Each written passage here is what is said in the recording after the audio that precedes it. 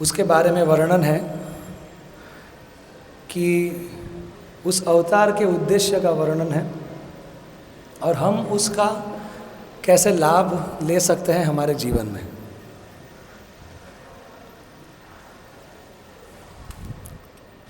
श्री कृष्ण चैतन्य प्रभु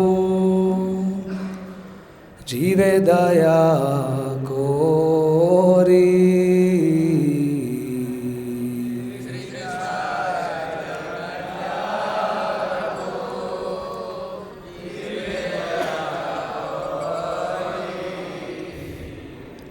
स्वपार्षद स्वीय धाम सहयवतारी।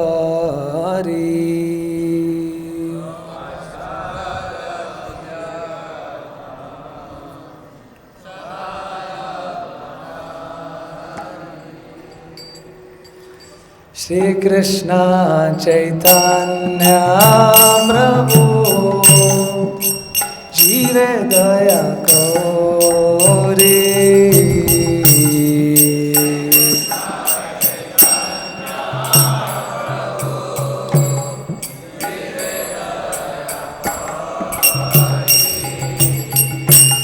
स्वपार्षद स्वीय धाम सहयवतारी।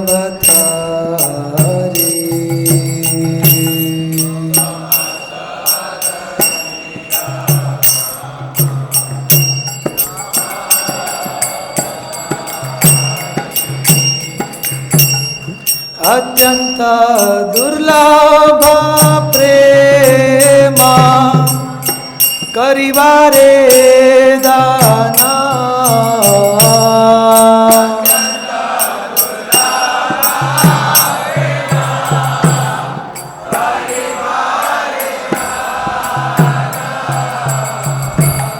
शिखाय शरणागति भक्तेर प्राण।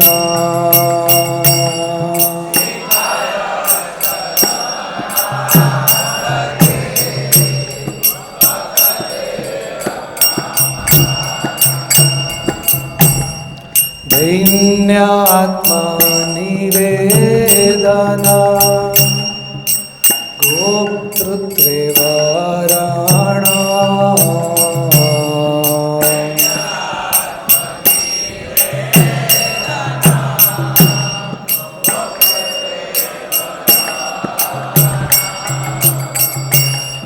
अवश्य रक्षिवे कृष्णा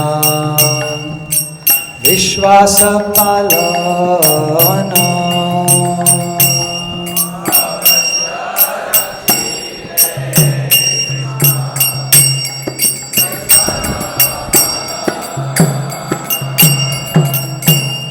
भक्ति अनुकूल मात्र कार्ये रसिकारा।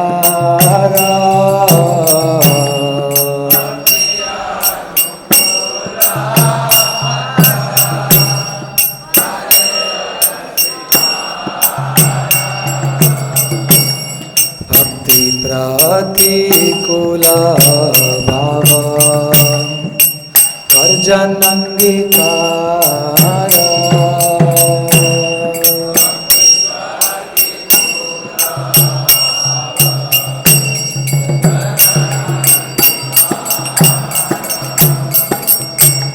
षडयंग शरणागति होई बेजारा।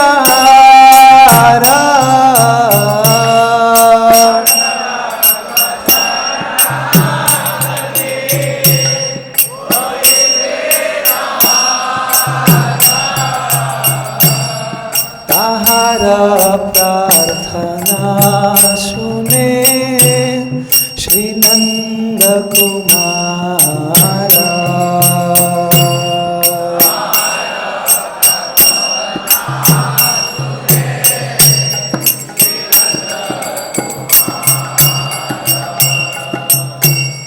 रूप सनातन पदे ते तृणाधारी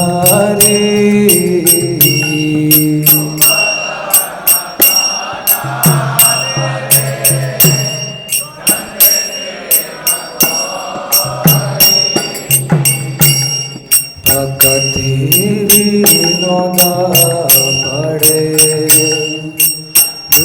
पदधारी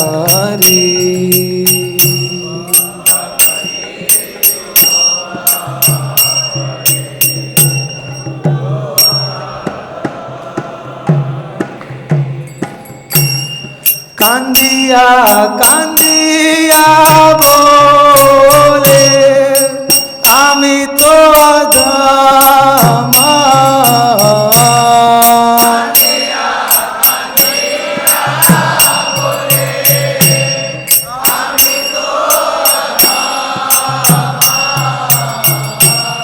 शिखाय शरणागति करो हे उत्तमा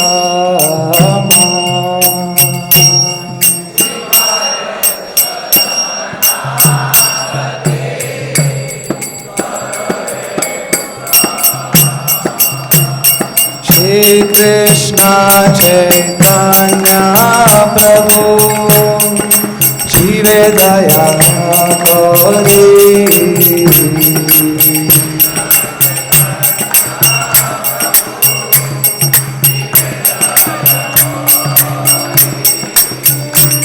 स्वपार्षद श्रियधामा सहयवतारी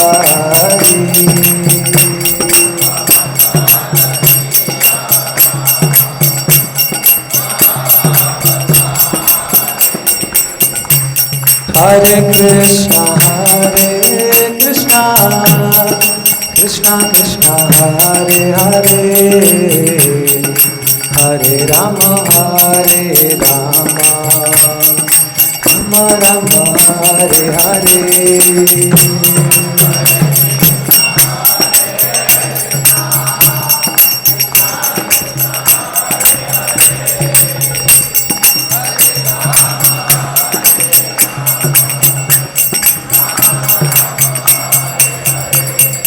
हरे कृष्णा कृष्णा कृष्णा हरे हरे हरे राम राम राम हरे हरे कृष्णा कृष्णा कृष्णा कृष्णा हरे हरे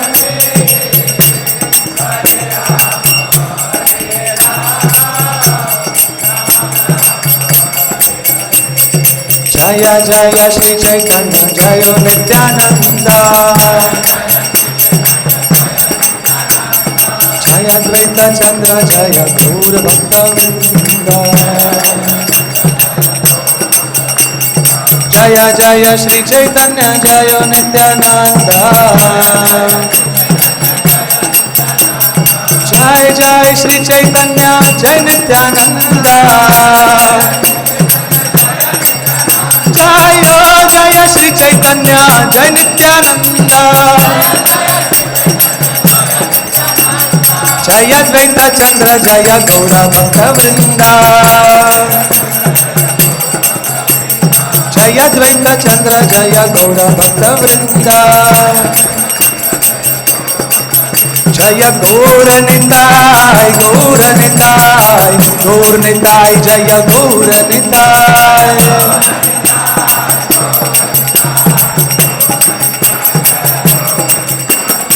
निताय गौरांग निताय गौरांग निताय गौरांग गौर हरे जय सच्चिनंदन जय सच्चिनंदन जय सच्चिनंदन जय सच्चिनंदन जय सच्चिनंदन गौर हरे गौरा गौरा गौरा गौरा गौर हरे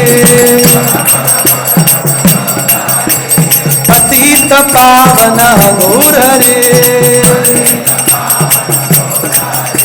सच्ची माता प्राण जन गौर हरे,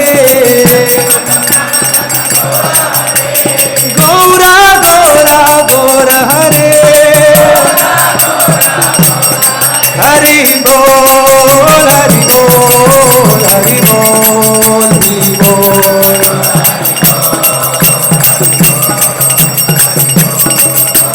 जय जय प्रभुपाद प्रभुपाद प्रभुपाद प्रभुपाद।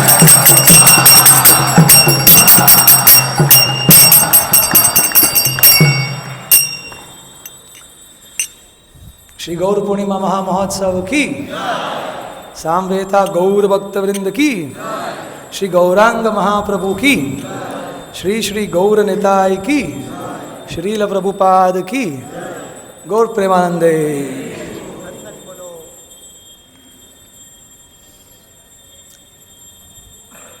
तो इस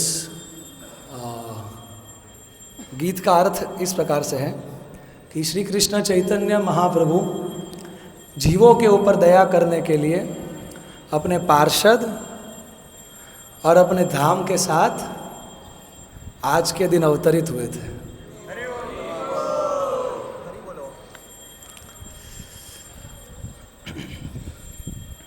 क्यों आए? कुछ देने आए। क्या? प्रेम देने आए। और वो भी कैसा प्रेम? दुर्लभ नहीं, अत्यंत दुर्लभ प्रेम दान करने आए, और उसको हम स्वीकार कर सके और उसको हम धारण कर सके, उसके लिए पात्रता भी जो है शरणागति, उसको भी सिखाने आए। जा रहा है ऊपर? नहीं जा रहा? ठीक है। तो अब शरणागति के 6 लक्षण बताए। एक है दैन्य। दैन्य मतलब असहाय और विनम्रतापन, असहाय और विनम्रता का कॉम्बिनेशन, वो दैन्य है। और आत्मनिवेदन मतलब अपना सर्वस्व कृष्ण की सेवा के लिए न्यौछावर करने की तैयारी रखना। गोप्तृत्व वर्ण मतलब कृष्ण ही मेरे एकमात्र पालन करता है, और कृष्ण हर परिस्थिति में मेरी रक्षा करेंगे। कितने हो गए? 4। और भक्ति के अनुकूल जो कार्य है उसको स्वीकार करेंगे, और भक्ति के प्रतिकूल जो भी भाव है उसका हम त्याग करेंगे। कितना हो गया? हाँ। तो षड अंग शरणागति, ये 6 अंग जिसकी भक्ति में होते हैं तो उसको शरणागत भक्त बोलते हैं, और उसकी प्रार्थना भगवान सुनते हैं। सबकी सुनते हैं, लेकिन उनकी विशेष सुनते हैं, और उसके साथ आदान प्रदान करते हैं। तो भक्ति विनोद ठाकुर हमें सिखा रहे हैं कि ऐसे महावदान्याय अवतार चैतन्य महाप्रभु आए हैं, और उनके प्रमुख शिष्य हैं 6 गोस्वामी, जिसमें भी प्रमुख है रूप और सनातन गोस्वामी, जिन्होंने चैतन्य महाप्रभु के शिक्षा और भाव को इंटरनलाइज किया है, और वो हमको देने में निपुण है। तो उनके चरणों में हम दांतों के बीच में घास का तिनका पकड़े हुए गिर रहे हैं और भीख मांग रहे हैं, अत्यंत विनम्रता से उनके चरणों को पकड़ के। किसके चरणों को पकड़ के? रूप और सनातन गोस्वामी। और भक्ति विनोद ठाकुर रोते रोते ये प्रार्थना कर रहे हैं कि आप महाप्रभु जो भक्ति देने आए हैं, वो आपके हृदय में आपने धारण किया है, वो आप कृपा करके मुझे भी मेरे हृदय में प्रदान कीजिए, और इस अधम को उत्तम बनाइए। हरि बोल। तो हम प्रार्थना से शुरू करते हैं आज का क्लास। ओम अज्ञानतिमिरान्धस्य ज्ञानाञ्जनशलाकया चक्षुरुन्मिलितं येन तस्मै श्रीगुरवे नमः। श्रीचैतन्यमनोभीष्टं स्थापितं येन भूतले स्वयं रूपः कदा मह्यं ददाति स्वपदान्तिकं। वन्देऽहं श्रीगुरोः श्रीयुतपदकमलं श्रीगुरून् वैष्णवांश्च श्रीरूपं साग्रजातं सहगण रघुनाथान्वितं तं सजीवं साद्वैतं सावधूतं परिजनसहितं कृष्णचैतन्यदेवं श्रीराधाकृष्णपादान् सहगण ललिता श्रीविशाखान्वितांश्च। हे कृष्णा करुणा सिंधो दीनबंधो जगत्पते गोपेश गोपिका कांत राधा कांत नमोस्तुते। तप्त कांचन गौरांगी राधे वृंदावनेश्वरी वृषभानुसुते देवी प्रणमामि हरिप्रिये। वाञ्छाकल्पतरुभ्यश्च कृपा सिन्धुभ्य एव च पतितानां पावनेभ्यो वैष्णवेभ्यो नमो नमः। नमः ओं विष्णुपादाय कृष्णपृष्ठाय भूतले श्रीमते भक्तिवेदांत स्वामिनिति नामिने। नमस्ते सारस्वते देवे गौरवाणी प्रचारिणे निर्विशेष शून्यवादी पाश्चात्य देश तारिणे। जय श्री कृष्ण चैतन्य प्रभु नित्यानंद श्री अद्वैत गदाधर श्रीवास आदि गौर भक्तवृंद। हरे कृष्णा कृष्णा कृष्णा हरे हरे हरे राम राम राम हरे हरे। हरे कृष्णा। तो सबसे पहले मैं आप सबके चरणों में कृपा मांगना चाहता हूँ, खास करके जो हमारे वरिष्ठ भक्त हैं यहाँ बैठे हैं और पीछे भी हैं, खास करके रेवत प्रभु जी हैं। तो चैतन्य महाप्रभु के अनेक गुण हैं, असंख्य गुण हैं। तो आज मैं कुछ चैतन्य महाप्रभु की महिमा का गुणगान कर पाऊँ और अपने शुद्धिकरण के लिए और हमारे सबके लाभ के लिए हम अच्छे से कथा कर सकें।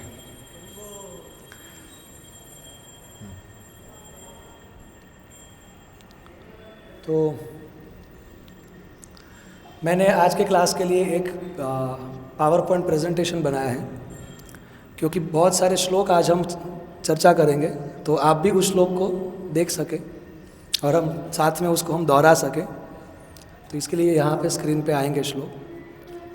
तो हम, क्योंकि आज गौर पूर्णिमा है, तो महाप्रभु के प्राकट्य के बारे में, महाप्रभु के जीवन के बारे में और महाप्रभु के पूरे जीवन से हमें क्या प्रमुख शिक्षाएं मिलती हैं और हमें क्या प्रार्थना करनी चाहिए महाप्रभु को आज के दिन में, ये हमारा आज के क्लास का फ्लो रहेगा। तो हम इस श्लोक से शुरू करते हैं। ये श्लोक आता है चैतन्य चरितामृत आदि लीला अध्याय 3 श्लोक संख्या 40। जय जय श्री चैतन्य जय नित्यानंद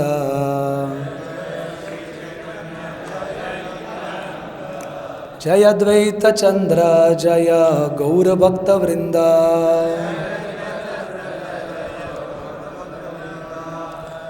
कलियुग युग धर्म नामेर प्रचार तथि लागी पित वर्ण चैतन्य अवतार। कलियुग युग धर्म नामेर प्रचार तथि लागी पित वर्ण चैतन्य अवतार। तो चैतन्य महाप्रभु कलयुग में प्रकट होते हैं युग धर्म की स्थापना के लिए, जो है chanting of the Holi names of Lord, भगवान के दिव्य पवित्र चिन्मय नामों का कीर्तन, भगवान का नाम सबको देने के लिए, ताकि हम सब बद्ध जीव भगवान के प्रति प्रेम विकसित कर सके। इसके लिए महाप्रभु आते हैं। और तथी लागी पित्त वर्ण, कौन से वर्ण में आते हैं? पित्त वर्ण, गोल्डन, येलोइश। तो चैतन्य महाप्रभु अवतार लेते हैं। सो ये जो दो उत्सव हैं, नित्यानंद त्रयोदशी और गौर पूर्णिमा, ये विशेषतः गौड़ीय वैष्णवों के लिए बहुत महत्वपूर्ण है, क्योंकि श्री श्री गौर निताय की कृपा से ही हमारा उद्धार होने वाला है। सो चैतन्य महाप्रभु की कृपा से हम सब आज इधर बैठे हैं, और हम सबको दो चीज़ें मालूम हैं, एक साध्य और एक साधन, कि जिंदगी का लक्ष्य क्या है? कृष्ण प्रेम प्राप्त करना। और कृष्ण प्रेम प्राप्त करने का साधन क्या है? कृष्ण नाम लेना। तो ये दो चीज़ें चैतन्य महाप्रभु ने हमें दी है। तो ये एक और श्लोक है जो हम दोहराते हैं। चिराददत्तम निज गुप्त वित्तम स्वप्रेम नामामृतमत्युदारः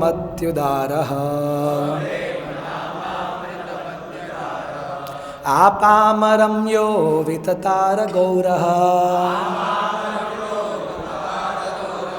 कृष्णो जनेभ्यस्तमहं प्रपद्ये।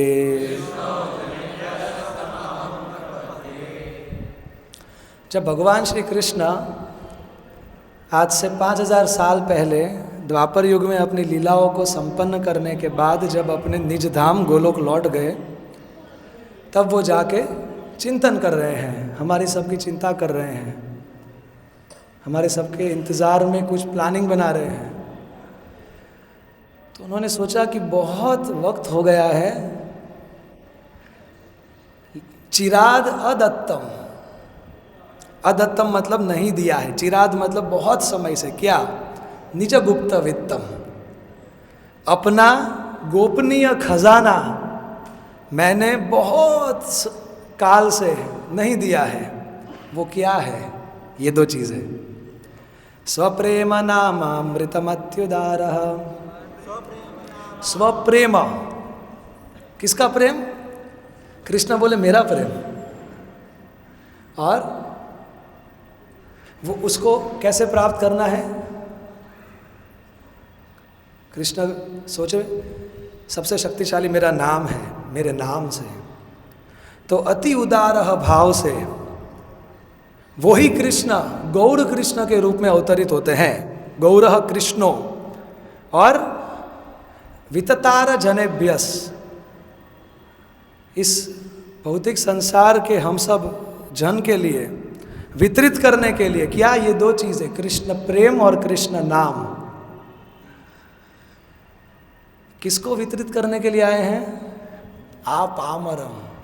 पामर मतलब बहुत तुच्छ, बहुत नीच, गरीब। तो सोचने वाली बात है कि अत्युदारः क्यों लिखा है?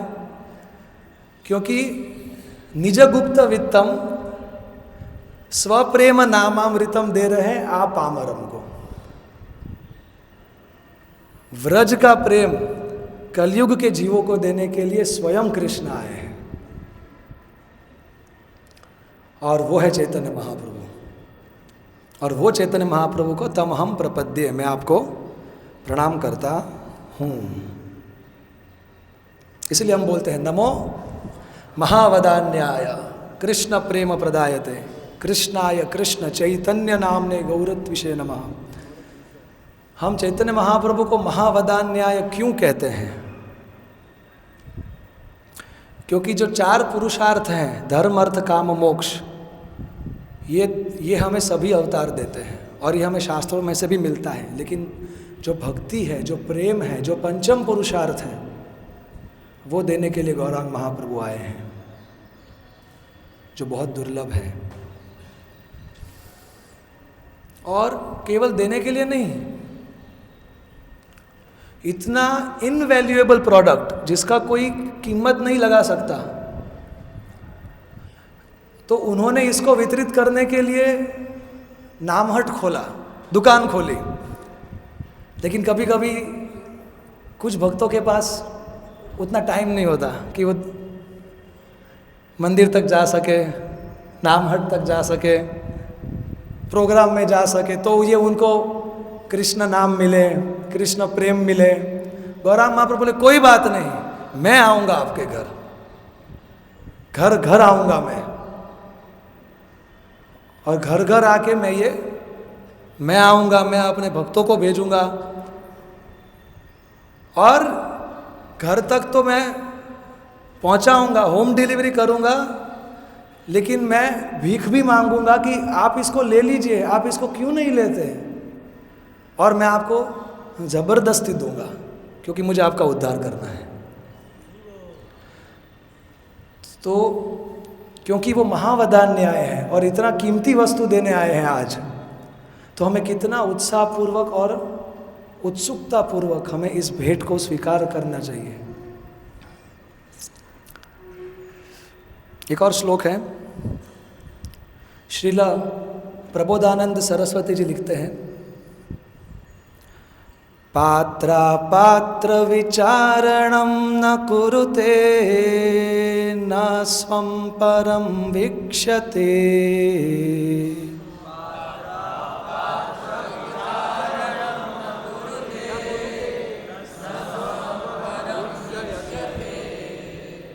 देया देय विमर्शको नहि नवा काल प्रतीक्षः प्रभुः।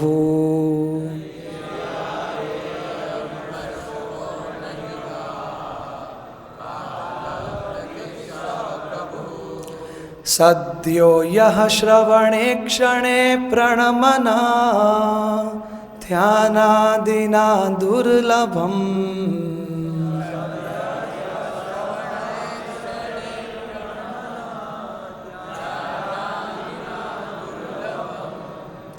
दत्ते भक्तिरसं स एव भगवान् गौरः परं मे गतिः।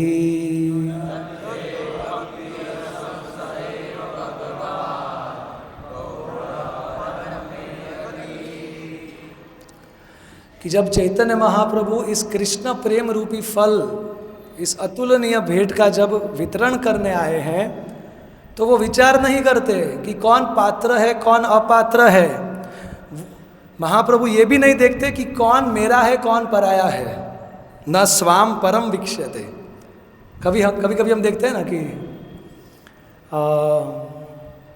ये हमारी लोकालिटी का है, या ये हमारे धर्म का है, या ये इंडियन है, तो ये अपना है, ये उतना अपना नहीं है।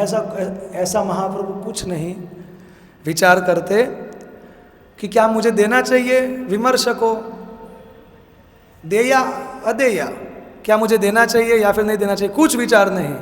क्या ये समय सही है कि नहीं, काल प्रतीक्षा प्रभु, क्या अभी 8:50 हो रहे हैं, तो क्या ये समय सही है अहमदाबाद के भक्तों को कृष्ण प्रेम देने का। तो महाप्रभु सोचते हैं कि जिस क्षण मैं कृष्ण प्रेम दूंगा वही क्षण ऑटोमेटिक बेस्ट टाइम हो जाएगा। और जो भक्ति के जो अंग है, श्रवण, प्रणाम और ध्यान, ये भक्ति के अंग से भी जो मुश्किल से प्राप्त होने वाला कृष्ण प्रेम है, और वो उच्च भक्ति का रस है, वो गौरांग महाप्रभु कृपा पूर्वक मुफ्त में वितरण कर रहे हैं। और ऐसे गौरांग महाप्रभु को मैं अपना परम गति बनाता हूँ, अपने ज़िंदगी का परम लक्ष्य बनाता हूँ। चैतन्य महाप्रभु आज के दिन अवतरित हुए, तो चैतन्य महाप्रभु आज से 1486 में चैतन्य महाप्रभु का प्रागट्य हुआ है। तो कितने साल हुए? 540 साल पहले। लेकिन महाप्रभु के प्रागट्य के बारे में हजारों साल पहले भविष्यवाणी हो चुकी थी और अनेक शास्त्रों में इसका वर्णन आता है। आप में से कितने ऐसे भक्त हैं कि जो चैतन्य महाप्रभु कृष्ण के अवतार हैं और वो भगवान हैं, ऐसा आप इस्कॉन में आने से पहले जानते थे? ऐसे कितने भक्त हैं? ओके। तो इस्कॉन में आने के बाद हमें ये मालूम पड़ा, और धीरे धीरे जब हम, खास करके जब हम मायापुर जाते हैं, आप में से कुछ भक्त मायापुर अभी होके आए होंगे, तब थोड़ा हमारा वो विश्वास आता है कि हाँ, ये जो पहले ऑल्टर वाले हैं ये भगवान है। तो एक एलडी कॉलेज का एक विद्यार्थी था, उसने मेरे को पूछा सवाल कि ये चैतन्य महाप्रभु तो आपके इस्कॉन के भगवान हैं, ये हमारे हिंदू के भगवान नहीं है। मैंने बोला अच्छा, भगवान मतलब सुप्रीम। तो पहली बात कि सुप्रीम एक ही होता है, अलग अलग धर्म के अलग अलग भगवान नहीं होते, सभी धर्मों के एक ही भगवान होते हैं। और इस्कॉन सेक्युलर नहीं है, आप सेक्युलर हो। आपने मान लिया कि कृष्ण हिंदू के भगवान है, या चैतन्य महाप्रभु बंगालीज के या तो केवल गौड़ीय वैष्णवों के भगवान हैं। तो हमारे संस्थापक आचार्य श्रील प्रभुपाद जी भगवान को बहुत ही अच्छी तरीके से प्रस्तुत करते थे, ऑब्जेक्टिवली, निष्पक्ष बुद्धि और खुले मन से, कि जो परम पुरुष होंगे वो सबसे ज़्यादा आकर्षक होंगे, सच बात है, सबसे ज़्यादा शक्तिशाली होंगे, सबसे ज़्यादा बुद्धिमान होंगे, सबसे ज़्यादा फेमस होंगे। तो ये जो 6 ऐश्वर्य है, ये भगवान की जो डेफिनेशन है, सबसे ज़्यादा कृपालु होंगे। तो चाहे आप अल्लाह अकबर बोलो, अल रहमान बोलो, जेहोवा बोलो, ये जो नाम है वो भगवान के गुण के ऊपर से नाम आए हैं और वो एक ही व्यक्ति को संबोधित करते हैं। तो मैंने उसको बोला कि क्या तुम नॉलेज के पीछे हो या तुम कॉलेज के पीछे हो? अगर मैंने उसको पूछा कि तुम एलडी में कौन से फील्ड में हो, तो उसने बोला कि मैं कंप्यूटर साइंस में हूँ। मैंने बोला ठीक है, तो अगर आईआईटी के अंदर एलडी कॉलेज से भी बेहतर कंप्यूटर साइंस का पढ़ाई होता है, तो फिर क्या तुम ऐसा बोलोगे जितना एलडी में पढ़ाया जाएगा उतना ही पढ़ूंगा? क्योंकि मेरे को कंप्यूटर साइंस के बारे में एलडी से ही पता चला है, और एलडी को ही सब, और एलडी कॉलेज ही सब कुछ है। नहीं, हम कॉलेज में नॉलेज के लिए आते हैं। और अगर आईआईटी में कंप्यूटर साइंस का अच्छा नॉलेज है तो एलडी के बाद आप आईआईटी में जाओ, आईआईटी के बाद आप एमआईटी में जाओ। तो वैसे ही हमारे जो वैदिक शास्त्र हैं उसमें सबसे डिटेल में और सबसे डेप्थ में भगवान के बारे में बताया गया है, और वो शास्त्र घोषणा करते हैं कि चैतन्य महाप्रभु परम भगवान है। इसलिए हम मानते हैं कि चैतन्य महाप्रभु भगवान है। जैसे कि अगर हमें बताया जाए कि प्राइम मिनिस्टर किसे कहते हैं, कि जिसकी एक आज्ञा से तीनों डिफेंस फोर्सेस मोबिलाइज हो सकती है, मेजॉरिटी गवर्नमेंट फंक्शंस पूरे देश में हॉल्ट पे आ सकते हैं, वो एक व्यक्ति के पास इतना पावर है, उसको प्राइम मिनिस्टर बोलते हैं। ठीक है, अभी हम पूरे भारत में अलग अलग लोगों से मिल रहे हैं, फिर हमें पता चले कि एक व्यक्ति है जिसका नाम है नरेंद्र मोदी, और वो ऐसा बोलता है कि मेरे पास पावर है कि मैं एक आज्ञा दूं तो Indian army, Indian force, Indian navy immediately mobilise होगी, एक्टिवेट होगी, और मैं पूरे इंडिया में मेरे एक आज्ञा से फुल इमरजेंसी भी ला सकता हूँ, सब कुछ चीज़ें होल्ड कर सकता हूँ। तो कोई भी समझदार व्यक्ति सोचेगा कि मैंने प्राइम मिनिस्टर के बारे में सुना और ये व्यक्ति बता रहा है कि इसके पास ये पावर है, तो मतलब यही प्राइम मिनिस्टर है। लेकिन फिर अगर कोई बोले कि नहीं नहीं, मैं प्राइम मिनिस्टर हूं, हम सब प्राइम मिनिस्टर हैं, मेरे को आज तक बताया गया है कि प्राइम मिनिस्टर ऐसा होता है तो वो वैसा ही होगा, और वो यही है, आपका वाला प्राइम मिनिस्टर, सबका एक ही प्राइम मिनिस्टर होता है। तो हम शास्त्रों में से देखते हैं कि ये उसका योग्यता है, और कृष्ण, राम, नरसिंह, वराह, विष्णु, चैतन्य महाप्रभु के अंदर ये सभी गुण और ये सभी ऐश्वर्य विद्यमान है। इसीलिए इस्कॉन सेक्युलर नहीं है, इस्कॉन ब्रॉड माइंडेड है। इसीलिए जो कृष्ण भक्ति करते हैं वो बहुत चतुर हैं, और जो कलयुग में चैतन्य महाप्रभु का भक्ति करते हैं वो सुमेधसा, वो सबसे ज़्यादा बुद्धिमान है।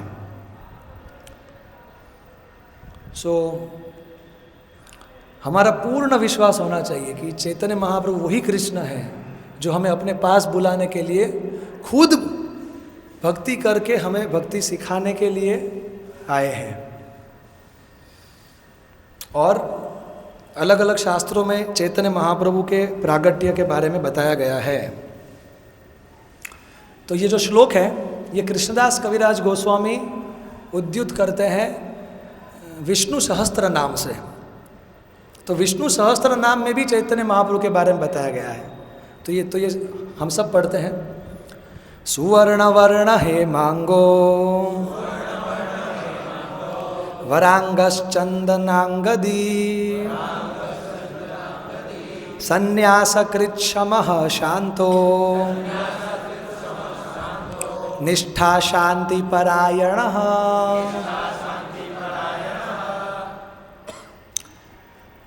कि वही भगवान विष्णु, वही भगवान कृष्ण का एक अवतार होता है जिसका वर्ण सुवर्ण होता है। सुवर्ण हेम मतलब गोल्डन, और उनके अंगों पे चंदन का लेप भी लगा होता है, और वो संन्यास लेते हैं, और फिर वो शांत होते हैं, सम होते हैं, और ऐसे ही जो भक्ति में निष्ठा रखते हैं और शांति से अपना भक्ति करते करते पूर्णता प्राप्त करना चाहते हैं, वो सब इस अवतार के परायण होंगे। वो अवतार कौन है? चैतन्य महाप्रभु की जय। और ये फेमस श्लोक हम सब जानते हैं। कृष्ण वर्णम त्विषा कृष्णम सांगोपांगास्त्र पार्षदम यज्ञ संकीर्तना प्रायेर यजंती ही सुमेधसः। वर्णम, तो हमारे जीव गोस्वामी बताते हैं कि वर्णम मतलब कि वर्णन करना। तो एक ऐसा अवतार होगा, भगवान के अलग अलग प्रकार के अवतार होते हैं, लीला अवतार, गुण अवतार, मनवंतर अवतार, पुरुष अवतार, ऐसे ही एक होता है युग अवतार। तो एक युग अवतार ऐसा होगा कि जो कृष्ण कृष्ण कृष्ण ये 2 सिलेबल ही बोलेगा, इसको कहते हैं कृष्ण वर्णम। या वो कृष्ण के बारे में ही बोलेगा, उसको कहते हैं कृष्ण वर्णम। और वर्ण का एक और मतलब होता है कैटेगरी। तो वो अवतार है, वो कृष्ण के भक्त के रूप में आते हैं, लेकिन आप उसको जीव तत्व मत समझना, वो विष्णु तत्व ही है। वो कृष्ण के ही वर्ण में आता है, कृष्ण के ही कैटेगरी में आता है, लेकिन उनका त्विषा अकृष्ण है। इस बार वो कृष्ण श्याम वर्ण में नहीं आए हैं, और इस बार वो अस्त्र शस्त्र उनके अपने पार्षद होंगे, और जो सुमेधसा हम लोग जनरली अपने वर्नाक्युलर लैंग्वेज में बोलते हैं कि ये तो मेधावी विद्यार्थी है, मतलब बुद्धिमान विद्यार्थी। तो सुमेधसाह, जो सबसे ज़्यादा बुद्धिमान होगा कलयुग में, वो इस अवतार का संकीर्तन यज्ञ के माध्यम से पूजा करेगा और अपने जीवन को सफल बनाएगा। तो ये आज से 5000 साल पहले चैतन्य महाप्रभु के प्रागट्य के बारे में भविष्यवाणी की गई है। और ये भविष्यवाणी की है श्री गर्ग मुनि जी ने। जब कृष्ण का नामकरण विधि हो रहा था, तो तब ये भविष्यवाणी की थी गर्ग मुनि जी ने, कि जो श्रीमद् भागवतम के अंदर 10:8-13 में इसका वर्णन आता है। आसन वर्णास्त्रयो हि यस्य घृणतो अनुयुगम तनुः शुक्लो रक्तस्तथा पीत इदानीं कृष्णताम गतः। कि ये जो आपका ये जो बच्चा है, हे नंद बाबा, ये कभी वसुदेव का भी पुत्र हुआ करता था, और इससे पहले भी इसके बहुत जन्म हो चुके हैं। कभी इसका कॉम्प्लेक्शन शुक्ल था, शुक्ल मतलब वाइट, कभी रक्त था, अभी कृष्ण है, और बाद में पीत भी होने वाला है। तो जो युग अवतार होते हैं, तो सत्य युग के युग अवतार का वर्ण वाइट होता है, द्वापर में रक्त होता है, या तो ग्रीन होता है जो कि भगवान रामचंद्र का है, और अभी कृष्ण है। और आगे जो आएगा अवतार युग में, कलयुग में, वो यही आएगा। इसका पहले जन्म हो चुका है, इसका बाद में जन्म होगा, इसी का होगा, और इसका कॉम्प्लेक्शन पित्त होगा। पित्त मतलब येलोइश या गोल्डन। तो वो कौन है? चैतन्य महाप्रभु है। और एक जगह पे भगवान कृष्ण वेद व्यास जी को उप पुराण में बताते हैं कि मैं अवतार लेने वाला हूँ कलयुग में। तो क्या बताते हैं भगवान कृष्ण? अहम एव क्वचिद ब्रह्मन् संन्यास आश्रमम आश्रितः हरि भक्तिम ग्राहयामि कलौ पापहतान् नरान्। अहम एव क्वचिद ब्रह्मन्, हे ब्राह्मण, मैं कलयुग में संन्यास आश्रम का आश्रय लूँगा, हरि भक्ति को ग्रहण करूँगा और दूसरों को ग्रहण करवाऊँगा, ताकि कलयुग में सभी नरों का पाप हमेशा के लिए दूर हो सके और उनका भौतिक अस्तित्व समाप्त हो के वो हमेशा के लिए जन्म मृत्यु के परे मेरे धाम आ सके। इसलिए मैं चैतन्य महाप्रभु के रूप में अवतरित होने वाला हूँ। और ये श्लोक है वेद का, उपनिषद वेद का एक भाग है। उपनिषद, संहिता, अरण्यक, ब्रह्मण, तो ये वेद और उपनिषद में भी बताया है। मुंडक उपनिषद, यदा पश्यः पश्यते रुक्म वर्णम कर्ताम ईशम पुरुषम ब्रह्म योनिम। अर्थात रुक्म वर्णम मतलब गोल्डन कॉम्प्लेक्शन, कर्तारम ईशम मतलब कि वो ईश्वर, वो ब्रह्म पुरुष, योनिम मतलब अवतरित होंगे गोल्डन कॉम्प्लेक्शन लेके। तो वो कौन है? वो चैतन्य महाप्रभु है। ये सभी श्लोक श्रील प्रभुपाद अपने चैतन्य चरितामृत के तात्पर्यों में इसका वर्णन करते हैं। और ये अंतिम रेफरेंस, बहुत सारे श्लोक हैं शास्त्रों में। एक पूरा उपनिषद है चैतन्य उपनिषद ना, 108 उपनिषद में से एक उपनिषद है चैतन्य उपनिषद, की जो चैतन्य महाप्रभु के प्रागट्य और उनके जीवन के बारे में बताता है। तो ये वायु पुराण में भगवान कृष्ण बताते हैं गंगा देवी को, भगवान कृष्ण बताते हैं ब्रह्मा जी को, कलौ संकीर्तन आरंभे भविष्यामि शचीसूतः। कितना क्लियर है कि कलयुग में संकीर्तन को आरंभ करने के लिए मैं भविष्य में माता शची के पुत्र के रूप में अवतरित होऊंगा। वो कौन है? गौरांगा। सो महाप्रभु अवतरित हुए जो कि स्वयं कृष्ण हैं। तो हम सब जानते हैं कि भगवान चैतन्य के आने के दो कारण हैं, एक जनरल रीजंस और एक कॉन्फिडेंशियल रीजंस। तो 3 जनरल कारण हैं और 3 अंतरंग कारण हैं। तो मैंने हर एक कारण के लिए मैंने श्लोक भी दिया है। तो 3 जो कारण हैं, एक्सटर्नल रीजन या जनरल रीजन, उसमें से प्रमुख है कि अद्वैत आचार्य जी ने कलयुग के बद्ध जीवों का दुख देख के और उनके उद्धार का कोई मार्ग ना देखते हुए करुणा से हुंकार किया था और भगवान को आह्वान किया था। इसलिए अद्वैत आचार्य की भक्तिमय पुकार का उत्तर देते हुए प्रकट हुए हैं चैतन्य महाप्रभु।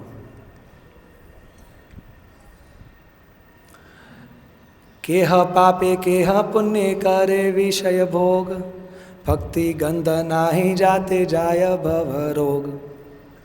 अद्वैत आचार्य जी ने आज से 550 साल के आसपास पूर्व देखा कि या तो लोग पापी हैं, या तो अगर लोग शास्त्रों को भी फॉलो करते हैं तो वो अपने इंद्रिय तृप्ति के लिए, लेकिन जन्म मृत्यु से बाहर निकलने का किसी को चिंता ही नहीं है। अगर देखा जाए तो पाप और पुण्य दोनों आत्मा के लिए बंधन का कारण है। अब आत्मा को तो भक्ति से हमेशा के लिए मुक्त किया जा सकता है, और वो भक्ति कौन देंगे? और अभी तो घोर कलयुग चल रहा है। तो जैसे जब माता पृथ्वी के ऊपर आसुरिक राजाओं का भार बढ़ जाता है तो वो ब्रह्मा जी के पास जाती है, और कभी कभी ब्रह्मा जी देवताओं और माता पृथ्वी को लेके भगवान विष्णु के पास जाते हैं, और तब भगवान विष्णु घोषणा करते हैं कि मैं स्वयं अवतरित होऊंगा, ये भार हल्का करने के लिए और धर्म की स्थापना करने के लिए। तो अद्वैत आचार्य जी अपार करुणा से इसी भाव को अपने हृदय में रख के भगवान को पुकारने का सोचते हैं कि अगर मैं भगवान को पुकारूं कि ये जो पापमय युग है इसमें अगर आप स्वयं आके, अगर आप स्वयं भक्ति दोगे तो इन सब का उद्धार हो जाएगा। और इसीलिए अद्वैत आचार्य जी को एक श्लोक याद आता है, और उसके अनुसार फिर वो शालिग्राम जी के ऊपर गंगाजल और तुलसी जी से उसका कांस्टेंट अभिषेक करते हैं, पूजा करते हैं, और प्रेम अश्रुओं से हुंकार करते हुए महाप्रभु को पुकारते हैं। इसीलिए महाप्रभु आज अवतरित हुए हैं। ये पहला कारण है। दूसरा, जो हमने शुरुआत में जो श्लोक देखा था कि युग धर्म की स्थापना के लिए, कलयुग का धर्म क्या है? कलो तद हरि कीर्तनात्, हरिनाम संकीर्तन। युग धर्म प्रवर्ताय मुनाम संकीर्तन, चारी भाव भक्ति दिया नाचा भुवन। हालांकि युग धर्म प्रवर्तन करने के लिए चैतन्य महाप्रभु अवतरित होते हैं। नाम संकीर्तन, हम सबको हरिनाम देने के लिए, ताकि हम सब सुसुप्त कृष्ण प्रेम को पुनः जागृत कर सकें। तो ये कृष्ण नाम का वितरण करने के लिए, युग धर्म की स्थापना करने के लिए चैतन्य महाप्रभु आते हैं। ये दूसरा कारण है। और तीसरा, प्रेम भक्ति देने के लिए। तो ये हम श्लोक साथ में बोलेंगे। अनर्पित चरिम चिरात करुणया वर्तीर्ण कलो,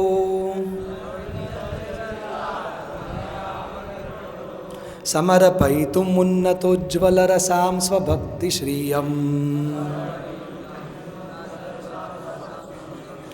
हरिः पुरट सुंदर द्युति कदम्ब संदीपितः,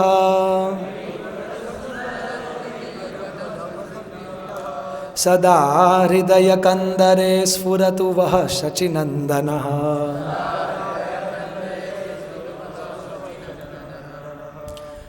उन्नत उज्ज्वल रस स्वभक्ति श्रियम, देने के लिए श्री सच्चिनंदन पधारे हैं, वो व्रज का प्रेम का जो रस है, उन्नत उज्ज्वल रस, उससे ऊपर कुछ नहीं है।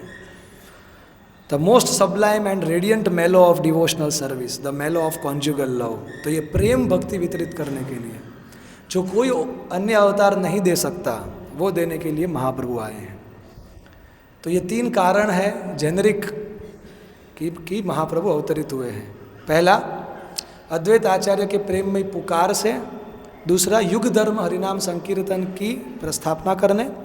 और तीसरा, व्रज प्रेम भक्ति का वितरण करने के लिए महाप्रभु आए हैं। और 3 कॉन्फिडेंशियल रीजंस हैं, कुछ अंदर की बात भी है।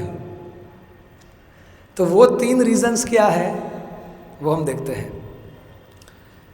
श्री राधायः प्रणय महिमा कीदृशो वा नयैवा,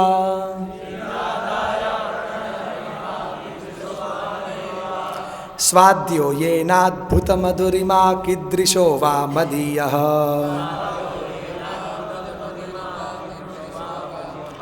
सौख्यम चास्या मदनुभवतः कीदृशं वेत्ति लोभात्, तद्भावाद्यः समजनी सच्चिगर्भः सिन्धौ हरिन्दुः।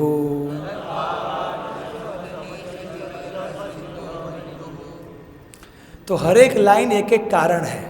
पहला लाइन पहला कारण है, दूसरा लाइन दूसरा कारण है, तीसरा लाइन तीसरा कारण है। भगवान कृष्ण अपने भक्तों के प्रति आकर्षित होते हैं और भक्त भगवान के प्रति आकर्षित होते हैं। भक्त भगवान के हृदय की सुंदरता और रूप की सुंदरता दोनों से आकर्षित होते हैं और फिर वो उनका भक्ति करते हैं। और अपने भक्त की भक्ति से भगवान अपने भक्त के प्रति आकर्षित रहते हैं। अब सबसे सर्वोच्च भक्त कौन है? श्रीमती राधा रानी। तो सबसे ज़्यादा कृष्ण के प्रति आकर्षण श्रीमती राधा रानी को है और कृष्ण भी सबसे ज़्यादा आकर्षित किसके प्रति हैं? श्रीमती राधा रानी के प्रति हैं। तो जब गोलोक वृंदावन में लीला विलास करते हुए भगवान कृष्ण देखते हैं क्या? श्री राधा यहाँ प्रणय महिमा। प्रणय मतलब प्रेम, महिमा मतलब ग्लोरी, कि ये श्रीमती राधा रानी का मेरे प्रति कितना प्रेम है, ऐसा किसी का नहीं है। तो श्रीमती राधा रानी के प्रेम की महिमा को समझने के लिए ये पहला कारण है, to understand the glory of Shrimati Radha Rani's love.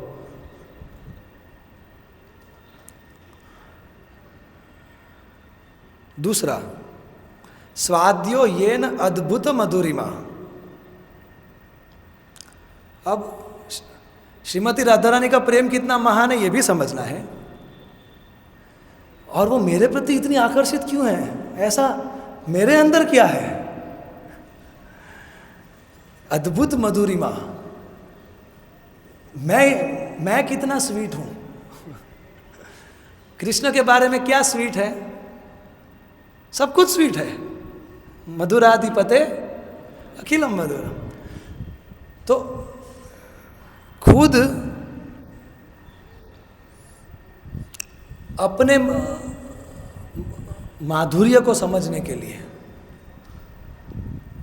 कि वो कितने स्वीट है, ये कृष्ण को समझना है। तो ये दूसरा कारण है। और तीसरा, सौख्यम चास्या मद अनुभवतः, कि मैं देखता हूं कि श्रीमती राधा रानी मेरी सेवा करती है और मैं सेवा लेता हूं, तो मेरे को अगर एक्स आनंद आता है तो श्रीमती राधा रानी को 1 करोड़ एक्स आनंद आता है। ये कैसे? जो सेवा लेता है उसको कम आनंद आता है, जो सेवा करता है उसको 1 करोड़ गुना ज्यादा आनंद आता है। तो वो क्या आनंद है कि जो श्रीमती राधा रानी को आ रहा है, वो मेरे को जानना है। तो ये तीसरा कारण है। तो ये कृष्ण के हृदय की ये जो 3 इच्छाएं हैं, इसीलिए फिर वो श्रीमती राधा रानी का भाव लेके कृष्ण आते हैं। युग धर्म की तो स्थापना करनी है, प्रेम भक्ति देना है, लेकिन ये अपना इंटरनल रीजन है कि पहला श्रीमती राधा रानी के प्रेम की महिमा को समझना है, दूसरा खुद के अद्भुत मधुरिमा को समझना है। पहला रीजन है श्री राधा यह प्रणय महिमा, दूसरा आस्वाद्यो अद्भुत मधुरिमा, खुद की अद्भुत मधुरिमा, और तीसरा सौख्यम अनुभवतः। सौख्यम मतलब सुख। श्रीमती राधा रानी को कितना सुख आता है मेरी सेवा करने में। तो ये 3 इंटरनल रीजंस हैं कि जिससे चैतन्य महाप्रभु आते हैं।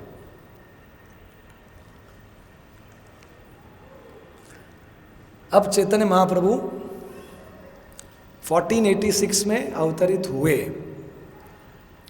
कब अवतरित हुए? शाम को या रात को? शाम को। ओके, शाम को कितने बजे? हमारे शास्त्रों में बताया गया है, इसमें नहीं हो श्लोक है, मैं चैतन्य चरितामृत आदि लीला 13.20। फाल्गुन पूर्णिमा संध्याय प्रभुर जन्मोदय, सेई काले दैव योगे चंद्र ग्रहण होए। फाल्गुन पूर्णिमा 1486 में फाल्गुन महीने की पूर्णिमा की संध्या को चैतन्य महाप्रभु का जन्म हुआ, और दैव योग से उस वक्त चंद्र ग्रहण भी था। क्या आज चंद्र ग्रहण है? क्या आज फाल्गुन की पूर्णिमा है? तो आज चैतन्य महाप्रभु का अवतरण हुआ है। तो उस वक्त क्या हुआ था, ये हम श्लोक साथ में दोहराएंगे। अकलंक गौर चंद्र दिला दर्शन,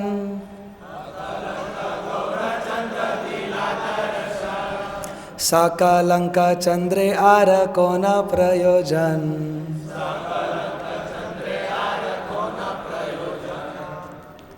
चंद्र ग्रहण क्यों होता है इस दिन, इसके पीछे का सीक्रेट बता रहे हैं कृष्णदास कविराज गोस्वामी कि अब एक चंद्र का उदय हुआ है कि जो स्पॉटलेस है, अकलंक है। लेकिन ये जो चंद्र आता है आकाश में, उसमें तो स्पॉट्स होते हैं, उसमें कलंक होते हैं। तो जब अकलंक चंद्र का उदय हुआ है तो वो कलंक वाला चंद्र को अपना मुंह छुपाना पड़ता है, इसलिए फिर ग्रहण हो जाता है। इसलिए आज भी चंद्र ग्रहण होगा, क्योंकि आज शाम को गौरांग महाप्रभु का प्रागट्य होने वाला है। तो ये हम गाएंगे। नदिया उदय गिरी पूर्ण चंद्र गौरा हरि,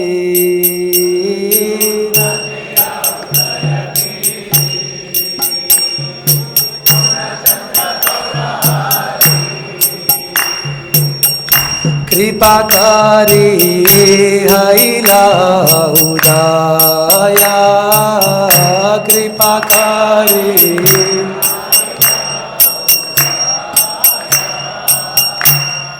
पापतम हैला नाश, त्रिजगतेर उल्लास।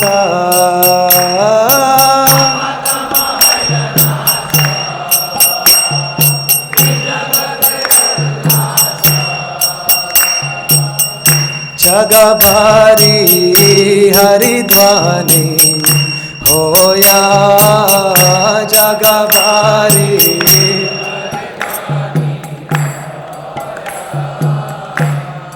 ब्राह्मण सज्जन नारी, नाना द्रव्य थाली भरी।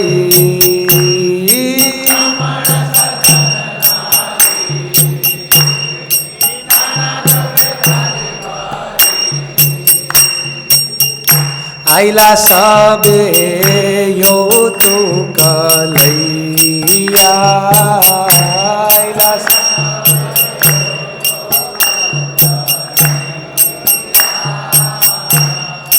जेना कांचा सोना द्योती देखी बालकेर मूर्ति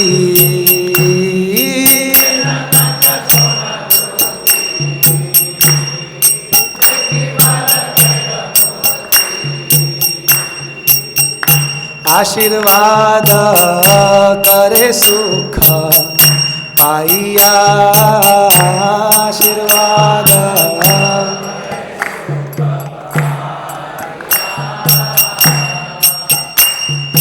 केबा आसे केबा जाए केबा नाचे केबा गाए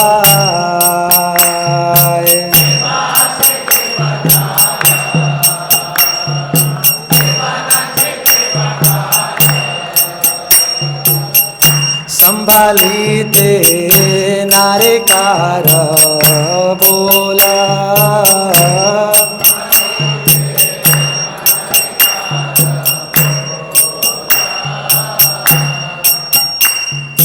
खंडिले का दुख शोक प्रमोद पूरित लोक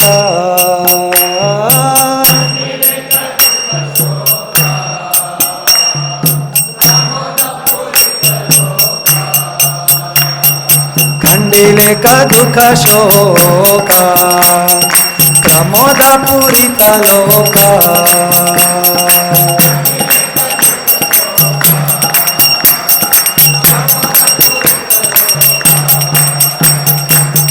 मिश्र हईला आनंदे विगाला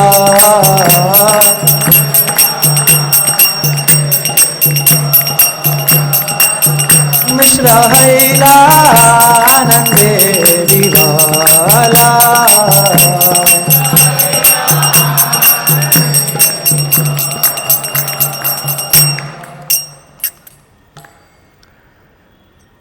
तो नदिया में पूर्ण चंद्र भांति गौर हरि का उदय हुआ और ऐसा लगा मानो कि सबका पाप सबके हृदय का अंधकार नाश हो गया और त्रिजगतेर 14 भुवन उल्लास से भर गया और पूरा जग में हरि हरि हरि हरि ध्वनि से भर गया।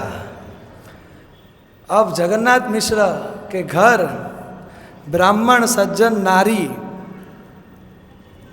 सभी अलग अलग भेंट लेके थालियों में कौतुक के साथ जा रहे हैं नवजात बालक को देखने के लिए। और जब देखा तो कांचा सोना द्युति देखी बालक एवं मूर्ति। कैसा बालक है? कांचा सोना द्युति तप्त कांचन गौरांग। कांचा सोना द्युति गोल्डन कॉम्प्लेक्शन है और इतना सुंदर है कि सभी उन बच्चे को देख के बहुत आशीर्वाद दे रहे हैं और बहुत सुख का अनुभव कर रहे हैं। और इतने लोग आ रहे हैं, हजारों लाखों लोग भेंट लेके आ रहे हैं और पता नहीं कौन सा भाषा बोल रहे हैं। किसी को कौन आया कौन गया किसकी कोई गिनती नहीं। केहा आसे केहा जाए, केहा नाचे केबा गाए, कौन सी भाषा बोल रहा है ये कुछ पता नहीं, लेकिन एक चीज़ पता है कि सब दुख और सब शोक का खंडन हो गया और सबका जीवन और ये पूरा लोक प्रमोद प्रकृष्ट रूपेण मोद पूर्ण आनंद से भर गया और जगन्नाथ मिश्र का हृदय आनंद से विवल हो उठा। तो इस तरीके से गौरांग महाप्रभु का प्रागट्य हुआ।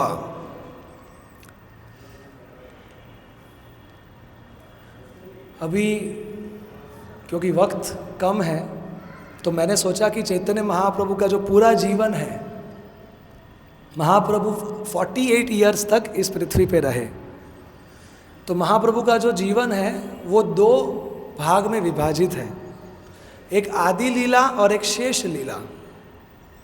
और शेष लीला आगे 2 भाग में विभाजित है, मध्य लीला और अंत्य लीला। तो इस तरीके से महाप्रभु की लीला देखने जाए तो 3 भाग में है। 1 से 24 साल आदि लीला, 25 से 30 साल मध्य लीला और 31 से 48 साल अंत्य लीला।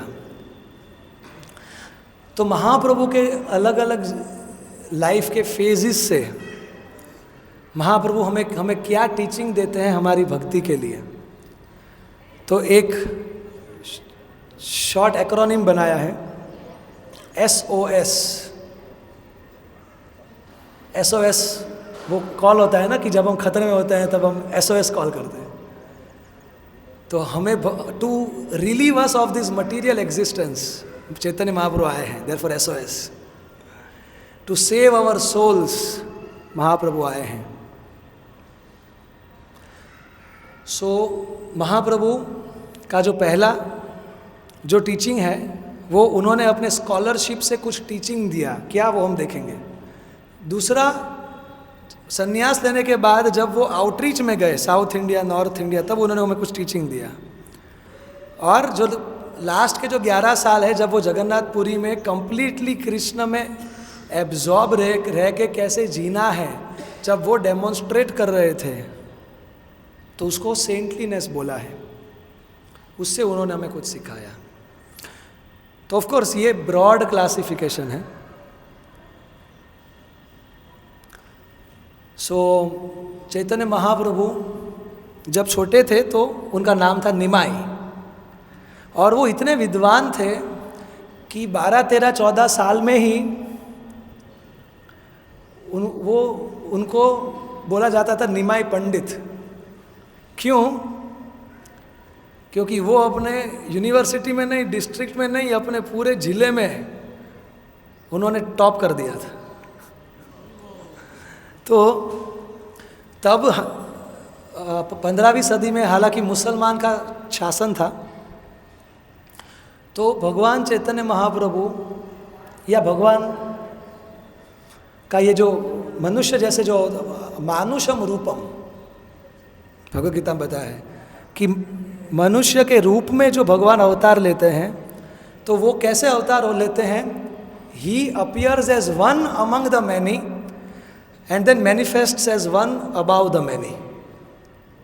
मतलब क्या कि वो जब वो प्रकट होते हैं तो ऐसा लगता है कि क्या ये भगवान है, चाहे वो कृष्ण हो, चाहे वो गौरांग महाप्रभु हो, सबके जैसे सबके साथ रहेंगे और एकदम मनुष्य की तरह जिएंगे। तो ये appears as one among the many, सबके जैसे ही वो एक है ऐसा लगता है, लेकिन वो अपने जीवन से और अपनी लीलाओं से बताते हैं that he is not one among the many, he is one above the many. वो परम पुरुष है। सो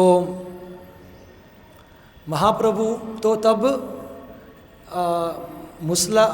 इस्लामिक शासन था, तब कुछ कुछ एनक्लेव्स थे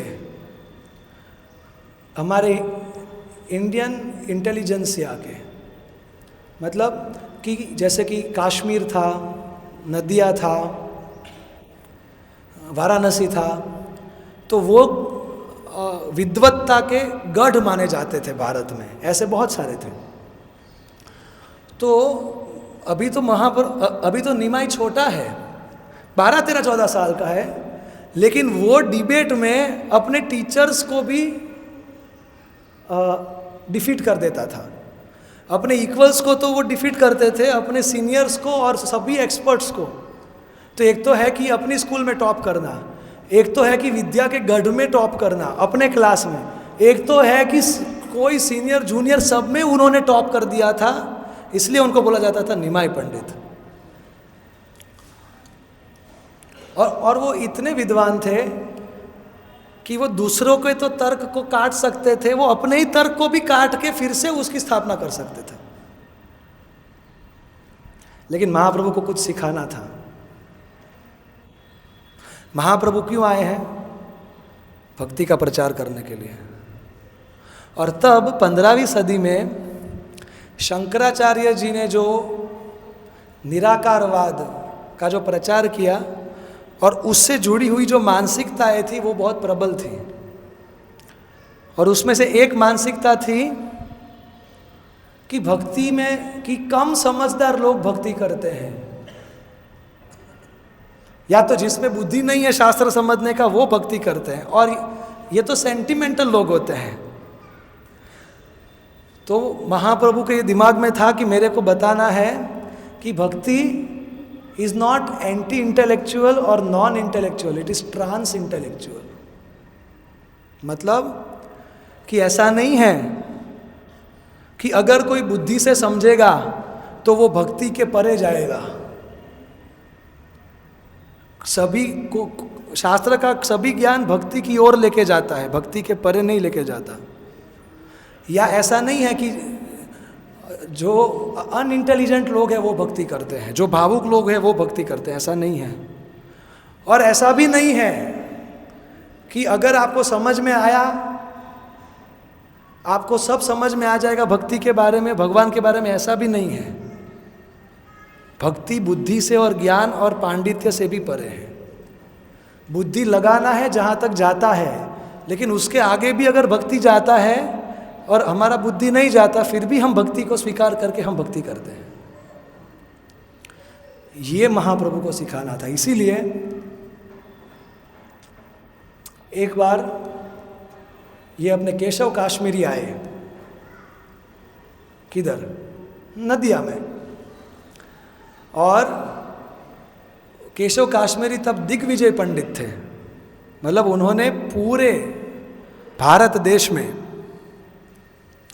उनके पास सर्टिफिकेट था और सभी बड़े बड़े यूनिवर्सिटीज़ का स्टैंप था, सभी विद्वान लोगों का सिग्नेटरी था, और वो सब अपने साथ लेके वो चलते थे।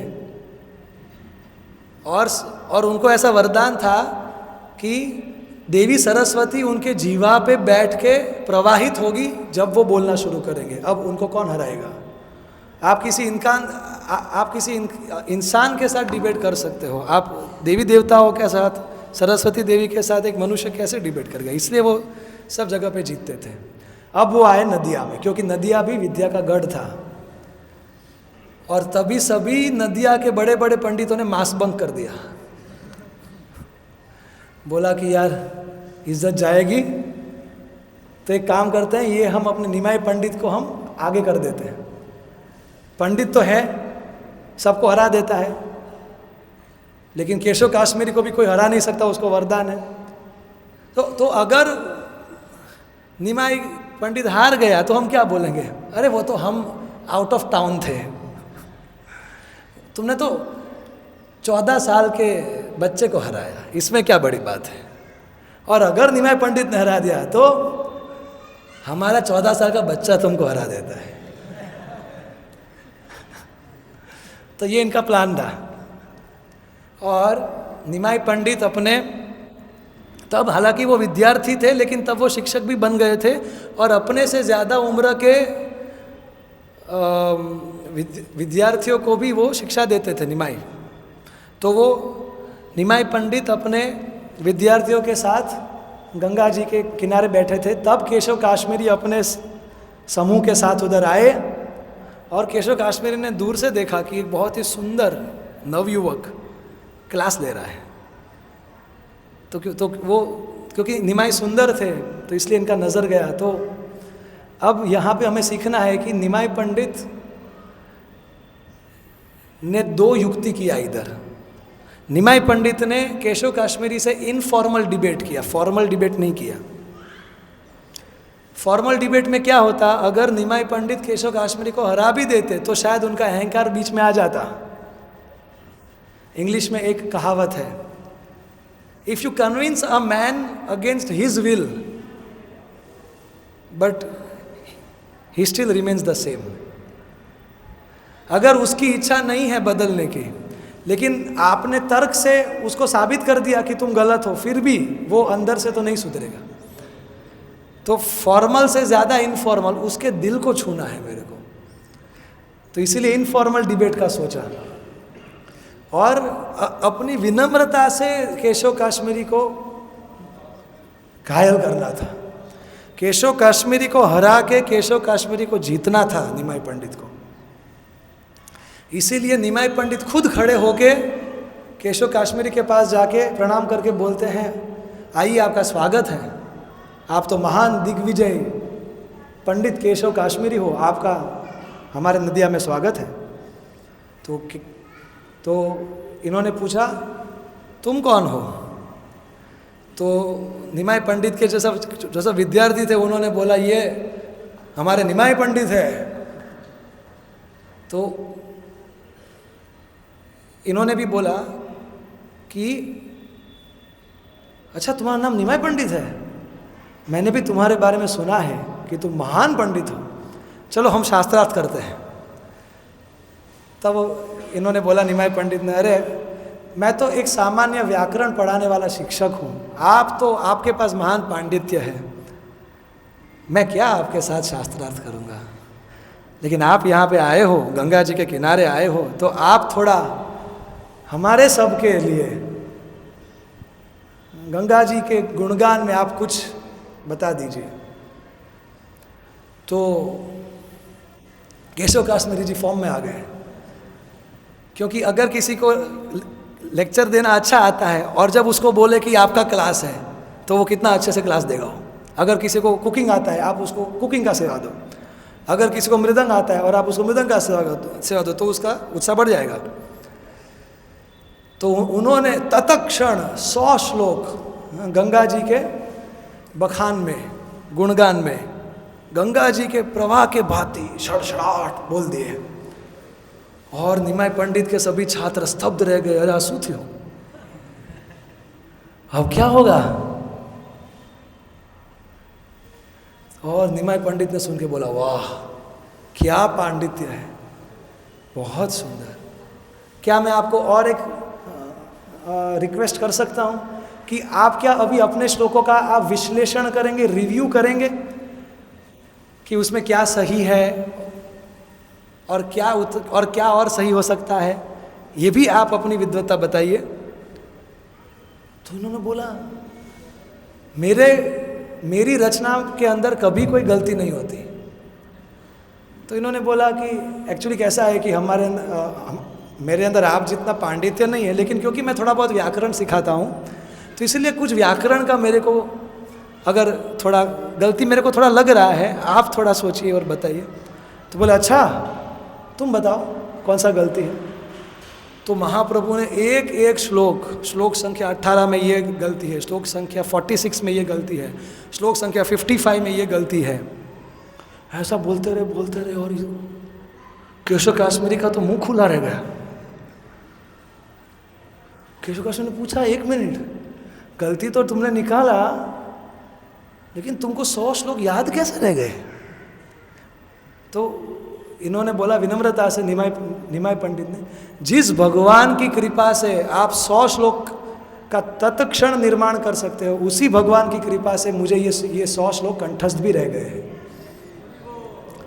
और मैं तो थोड़ा बहुत व्याकरण जानता हूँ, इसलिए बस ये थोड़ी गलती।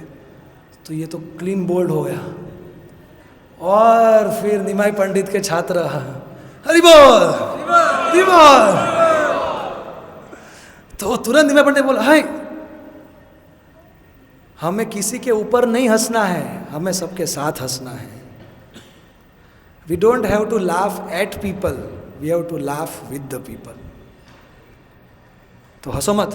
और फिर इन्होंने बोला निमाई पंडित ने, अरे आप तो बहुत दूर से आए होंगे, थक गए होंगे, किसी से भी थोड़ा बहुत तो इधर उधर गलती हो ही जाता है, कोई बात नहीं, आप आज आराम कीजिए, कल आप आइए, कल हम फिर से चर्चा करेंगे।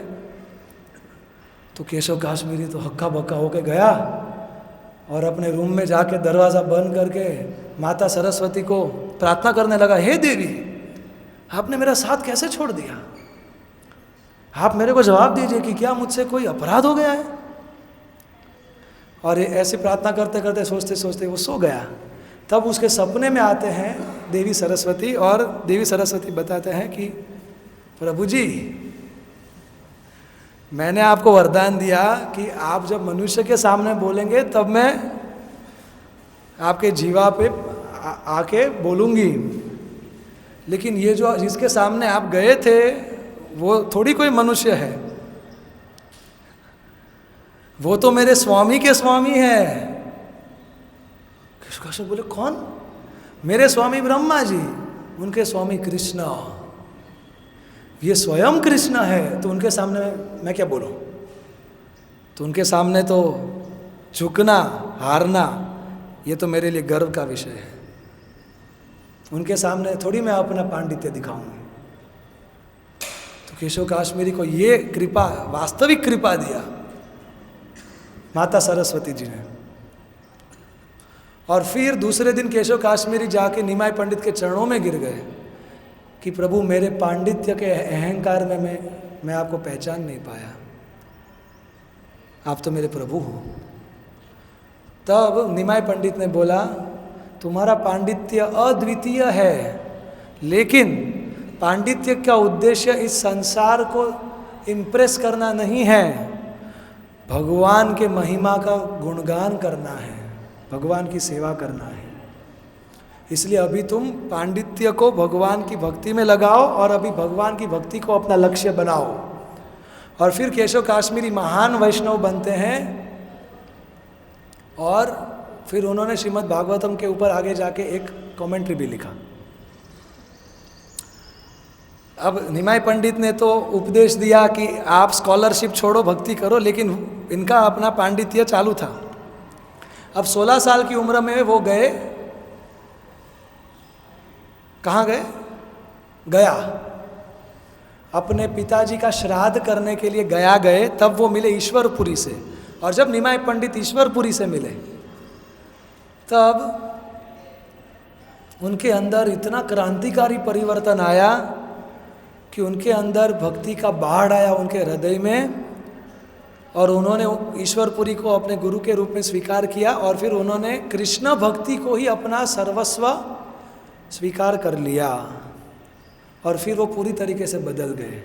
फिर जब वो गया से वापस आते हैं नवद्वीप, तब भी उनका क्लासेस तो चालू था, तो सभी छात्र पढ़ने आए, लेकिन अभी वो व्याकरण को भी ऐसा बताते थे कि सब कुछ कृष्ण, कि सब कुछ शब्द का बीज कृष्ण ही है। और कुछ पल के बाद उन्होंने व्याकरण का पुस्तक बंद कर दिया। निमाई पंडित ने बोला कि अब ये मुझसे नहीं होगा,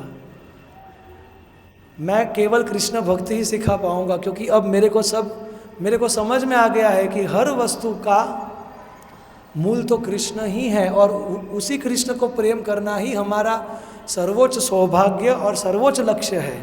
तो अब तो मैं कृष्ण भक्ति ही सिखाऊंगा। तो उनके जो ज़्यादातर छात्र थे उन्होंने बोला देखो हमको तो आप हमारे शिक्षक हो, आप व्याकरण सिखाओ तो व्याकरण सीखेंगे, आप कृष्ण भक्ति सिखाओगे तो हम कृष्ण भक्ति सीखेंगे। और फिर महाप्रभु कृष्ण भक्ति सिखाने लगे, लेकिन कुछ लोग उनका मजाक उड़ाते थे और उनकी भक्ति की शिक्षाओं को गंभीरता से नहीं लेते थे। क्यों? क्योंकि ये शंकराचार्य जी का जो निर्विशेषवाद का प्रचार का जो दूसरा मिसकंसेप्शन था वो ये था कि अगर कोई अध्यात्म में गंभीर है तो वो सन्यासी होना ही चाहिए। गंभीर आध्यात्मिक प्रैक्टिस सन्यास के बाद ही शुरू होती है, क्योंकि वो कैसा गंभीरता कि जो इस संसार को मोह ना समझ सके। लेकिन भक्ति में ऐसा नहीं है। भक्ति में क्या है? गृहे वावने ते थाके, हाँ गौरांगा बोले डाके। चाहे आप गृहस्थ हो, चाहे आप ब्रह्मचारी हो, चाहे आप सन्यासी हो, हमें कृष्ण को हमारे हृदय में अपना परम लक्ष्य बनाते हुए कृष्ण की भक्ति करना है। तो इसीलिए फिर चैतन्य महाप्रभु ने 24 साल की उम्र में संन्यास लिया। यहाँ से हमारा दूसरा महाप्रभु के लाइफ का फेज शुरू होता है। फिर महाप्रभु ने संन्यास लिया और संन्यास लेने के बाद माता शची ने बोला कि तुम वृंदावन मत जाओ, इधर नज़दीक में रहो जगन्नाथपुरी, वही कृष्ण इधर भी तो हैं, लेकिन इधर रहोगे तो मुझे तुम्हारी खबर आती जाती रहेगी। तो अपने माता की बात संन्यास के बाद भी माना और जगन्नाथपुरी में रहे। तो अब महाप्रभु जगन्नाथपुरी में जाके सबसे पहले किसका उद्धार किया? सार्वभौम भट्टाचार्य का। मतलब ये कैसा होता है बताता हूँ। अगर कोई इंडियन क्रिकेटर होता है, अगर वो इंडिया की पिच के ऊपर अपने पहले ही मैच में डबल सेंचुरी मारता है तो उसकी कितनी वाहवाह होगी। लेकिन अगर वो इंडियन बैट्समैन भारत के बाहर इंग्लैंड में लॉर्ड्स में या तो ऑस्ट्रेलिया में एमसीजी में मेलबोर्न में उधर जाके डबल सेंचुरी मारेगा तो छा जाएगा वो। तो महाप्रभु ने पहली इनिंग जगन्नाथपुरी में जाके सार्वभौम भट्टाचार्य को ट्रांसफॉर्म किया। तो उनका डेब्यू ही कंप्लीट नॉकआउट था। तो सार्वभौम भट्टाचार्य तो उधर महाप्रभु ने जगन्नाथ जी का दर्शन किया पहली बार और बेहोश हो गए। तो तब वहाँ के पंडाओं ने सोचा, अरे ये तो सब भक्ति वाले सब भावुक लोग होते हैं, ये तो सब भक्ति का ढोंग करते हैं क्योंकि उनको तो फेमस होना है, चलो इनको इसको निकालो निकालो। लेकिन जब सार्वभौम आए और देखा, अरे ये तो अष्ट सात्विक विकार है, ये तो महान संत लगता है, अरे इसको तुम मेरे घर ले लो।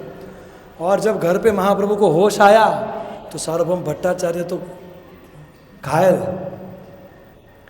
महाप्रभु की खूबसूरती से बूढ़ा व्यक्ति भी घायल हो जाता है। तो अब नौजवान व्यक्ति घायल हो उसमें क्या बड़ी बात है। तो सार्वभौम भट्टाचार्य बोले, इतना सुंदर और इतने कम उम्र में सन्यास ले लिया, तो अभी तुमको वेदांत तो समझना पड़ेगा, वरना तुम अपने सन्यास धर्म को कैसे निभाओगे। तो लोग मेरे पास एडमिशन लेने के लिए लाइन में लगते हैं, लेकिन मैं तुमको सामने से एडमिशन देता हूँ और मैं तुमको पर्सनल ट्यूशन दूंगा। तो महाप्रभु बोले, हे सार्वभौम जी, आपको क्या लगता है मैं जगन्नाथपुरी जगन्नाथ जी का दर्शन करने आया हूं? नहीं, आपका दर्शन करने आया हूं और आपको अपना शिक्षक बना के आपसे वेदांत समझने आया हूं। बाकी जगन्नाथ जी का दर्शन तो है, लेकिन आपसे मिलना और आपसे वेदांत सुनना ये मेरा प्रमुख प्रयोजन है, इसलिए मैं पूरी आया हूं। तो गदगद हो गए सार्वभौम भट्टाचार्य, बोले हवे बेस एवो लेक्चर आपू तने। और अब Krishna Chaitanya, he is God, so he is perfect everywhere, so he is a perfect student also. अब ऐसा शिष्य मिला 7 दिन तक बिना पलक झपकाए, अरे ड्रिंक्स ब्रेक हाँ बीच बीच में लेते होंगे, लेकिन टक टकी और इतना एकाग्रता से, इनको अंदर से लग रहा है क्या मिला, आज मिला मेरे को, आज सब नॉलेज डाउनलोड करता हूँ। परम पूज्य भक्ति आश्रम वैष्णव महाराज बोलते, सब नॉलेज इसके अंदर डाउनलोड करता हूँ और अपना सब बेस्ट देने लगे। और महाप्रभु ऐसे सुन रहे हैं। कैसे सुन रहे हैं? जैसे कि अगर कोई विदेशी भाषा में, किसी फॉरेन भाषा में पिक्चर चल रहा है और उसमें कोई सबटाइटल नहीं है तो हम कैसे देखेंगे? वैसे महाप्रभु देख रहे हैं, क्योंकि समझ में नहीं आ रहा ना कि वो क्या बोल रहे हैं, ये तो वेदांत है नहीं। तो 7 दिन के बाद सार्वभौम भट्टाचार्य बोले, अरे फुल मार्क्स, इच्छा हो रहा है कि एग्जाम भी ना लूँ इसका, ऐसे ही सर्टिफिकेट दे दूँ, लेकिन ठीक है पूछ लेता हूँ, ओरल एग्जाम ले लेता हूँ। चलो पूछा कि क्या समझे तुम? तो चैतन्य महाप्रभु बोले 7 दिन के बाद कि मैं वेदांत तो समझता हूँ, लेकिन आप जो बताए ना वो समझ में नहीं आया। अरे भैया बीच में हाथ खड़ा करके पूछना तो चाहिए कि नहीं समझ में आ रहा, 7 दिन तक बोला नहीं। अरे मेरे को लगा कि आप कुछ इंपॉर्टेंट बोलोगे, कुछ आया ही नहीं वैल्यूएबल 7 दिन तक। तो ये विनम्रता से इंटेलेक्चुअल स्लैप था सार्वभौम भट्टाचार्य को। क्यों? पहले तो चैतन्य महाप्रभु ने बोला कि मेरे को वेदांत समझने के लिए आपका जरूरत नहीं है। दूसरा, आपको वेदांत पता नहीं है। तो सार्वभौम भट्टाचार्य क्योंकि वो जेन्युइन पंडित थे, तो जैसे हर एलोपैथिक डॉक्टर को पता होता है कि ये एलोपैथी दवाई मैं दे तो रहा हूँ, लेकिन इसका भी थोड़ा डिसएडवांटेज तो होता है, इसका भी कुछ शॉर्टकमिंग होता है। तो वैसे ही सार्वभौम भट्टाचार्य को भी पता था कि ये जो निर्विशेष भाष्य है कि जो शंकराचार्य जी ने वेदांत के ऊपर दिया है, इसमें कुछ तो त्रुटि है। ये मेरे हृदय को संतुष्ट नहीं कर रहा, लेकिन this is the best of all the current versions. तो इसीलिए ही वॉज ओपन। उनको गुस्सा भी आया कि ये मेरे बच्चे के बच्चे की उम्र का है और ये मेरे साथ मेरे को बोल रहा है कि आपको कुछ समझ में नहीं आ रहा। लेकिन ठीक है, अगर आपके पास कोई बेटर एक्सप्लेनेशन है तो it was not a personal attack. पहले की डिबेट्स पर्सनल अटैक नहीं होता था, लोग इंटेलेक्चुअली ऑनेस्ट होते थे और कंक्लूसिव ट्रूथ तक पहुंचने के लिए जिसमें सबका भला हो उसके लिए वो ओपन रहते थे। और फिर चैतन्य महाप्रभु ने जो समझाया, ओ हो सार्वभौम भट्टाचार्य का तो मुंह खुला रह गया और लास्ट में बेहोश हो गए। और फिर होश में जैसे ही आए तो चैतन्य महाप्रभु ने षड्भुज रूप दर्शन दिखाया। दो हाथ में कृष्णा बांसुरी, दो हाथ भगवान राम के धनुष और बाण, और दो हाथ चैतन्य महाप्रभु के कमंडल और दंडा। क्योंकि सार्वभौम भट्टाचार्य बोले कि ऐसा पांडित्य किसी मनुष्य का नहीं हो सकता। और फिर सार्वभौम भट्टाचार्य को कन्विंस किया। अब वही चैतन्य महाप्रभु, क्योंकि उनको भक्ति की स्थापना करनी थी, तो फिर वो दूसरे गढ़ में गए। कौन से? वाराणसी। और वाराणसी वो मायावाद का गढ़ था। उसमें जाके महाप्रभु ने उसके top most expert of मायावाद Prakashanand Saraswati को समझाया कि वास्तविक प्रकाश क्या होता है, वास्तविक आनंद क्या होता है और वास्तविक सरस्वती क्या होता है।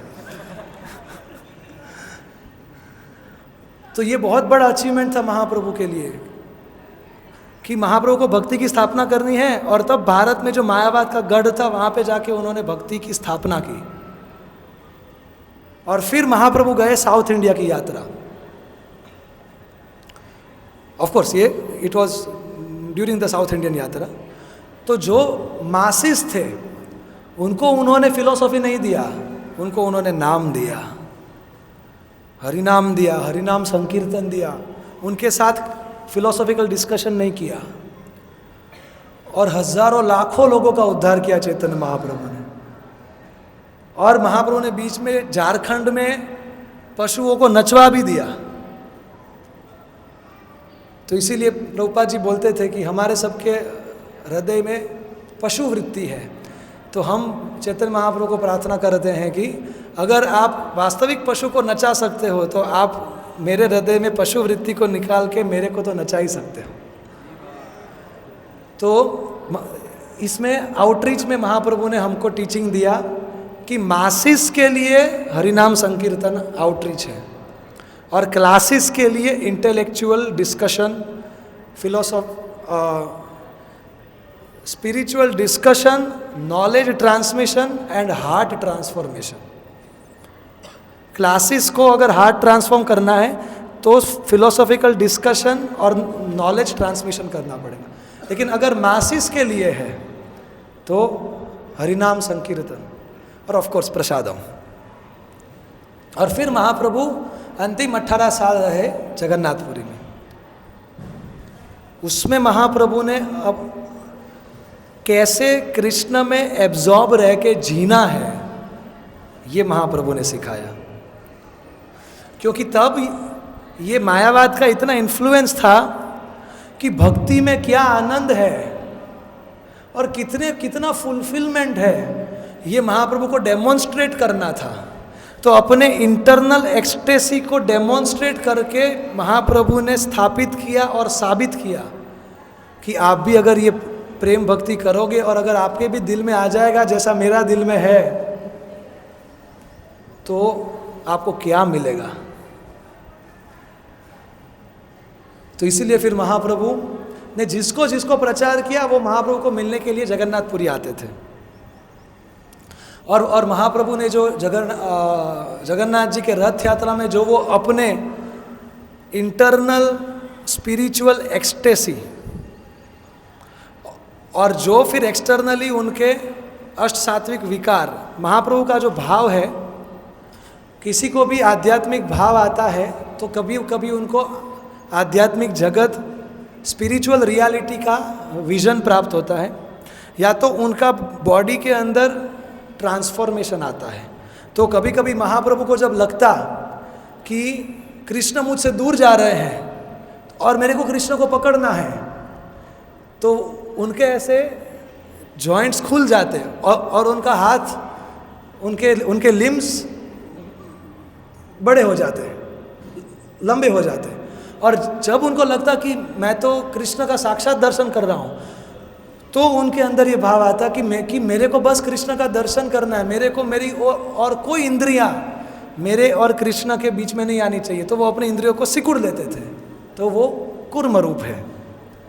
तो ये सब ट्रांसफॉर्मेशंस महाप्रभु अपने पार्षदों को दिखाते हैं। और रथ यात्रा में, जगन्नाथपुरी में, संकीर्तन में ये प्रेम अश्रु और ये कीर्तन और ये सब जो विकार है वो प्रदर्शित करते। क्यों? कि ये जो भक्ति है, this is the supreme spiritual reality and this is the highest spiritual experience की जो किसी आत्मा को मिल सकता है। और ये निर्विशेषवाद, शून्यवाद से, ब्रह्मानंद से बहुत ऊपर है। और इसलिए महाप्रभु सबको आमंत्रित कर रहे हैं इस भाव के लिए। अब महाप्रभु ने दो चीज़ें किया जो कि इसका टीचिंग है 18 साल में। अपने हृदय में कृष्ण को कैसे और गहराई से हम धारण करें और कैसे दूसरे भक्तों के हृदय में हमारा उनके साथ रिश्ता और मजबूत हो, जिसके माध्यम से उनके हृदय में हम कृष्ण को और गहराई से हम प्रस्थापित कर पाए। To enter within our own heart Krishna deeply, और दूसरे भक्तों के साथ हमारा रिश्ता को भी गहरा करना और उसके माध्यम से हम उनको हेल्प करें कि वो भी अपने हृदय में कृष्ण को डीपली धारण करें। दिस इज कंप्लीट सेंटलीनेस, कि हम भी भक्ति में गहरे जाए, हमारा भक्तों के साथ रिश्ता गहरा हो और हम भक्तों के हृदय में कृष्ण और गहरे वो धारण कर पाए, उस कृष्ण का अनुभव कर पाए हमेशा के लिए, उसमें हम उनकी सहायता कर पाए। तो इसमें सनातन गोस्वामी जी का पास्ट टाइम हम सब जानते हैं कि उनको वो रोग हो गया था, क्योंकि जब वो आ रहे थे वृंदावन से जगन्नाथपुरी महाप्रभु से मिलने के लिए, तब उतना ये सब एकोमोडेशन, ट्रांसपोर्टेशन, प्रसादम, पहले से ऐसा बुकिंग करो, पहले का बहुत ट्रैवल डिफ़िकल्ट होता था। तो जो भी नदी तालाब का पानी जो भी उनको स्वच्छ लगा वो पी लिया, तो उससे उनको इन्फेक्शन हो गया पूरे शरीर में। तो वो महाप्रभु से दूर भागते, क्योंकि महाप्रभु जैसे सनातन गोस्वामी को देखते तो उनका आलिंगन करते।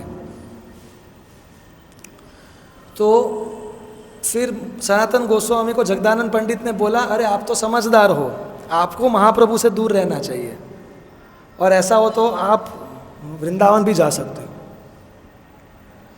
तो पहले तो सनातन गोस्वामी को विचार आया कि अरे ये मेरा कैसा शरीर है कि महाप्रभु का ये तप्त कांचन सुंदर शरीर,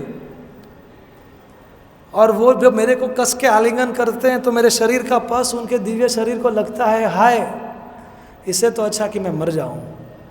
तो मैं जगन्नाथ जी के रथ के नीचे मैं अपना आत्महत्या कर दूंगा ताकि मेरा आत्मा मुक्त हो जाएगा, ऐसा सोच रहे थे।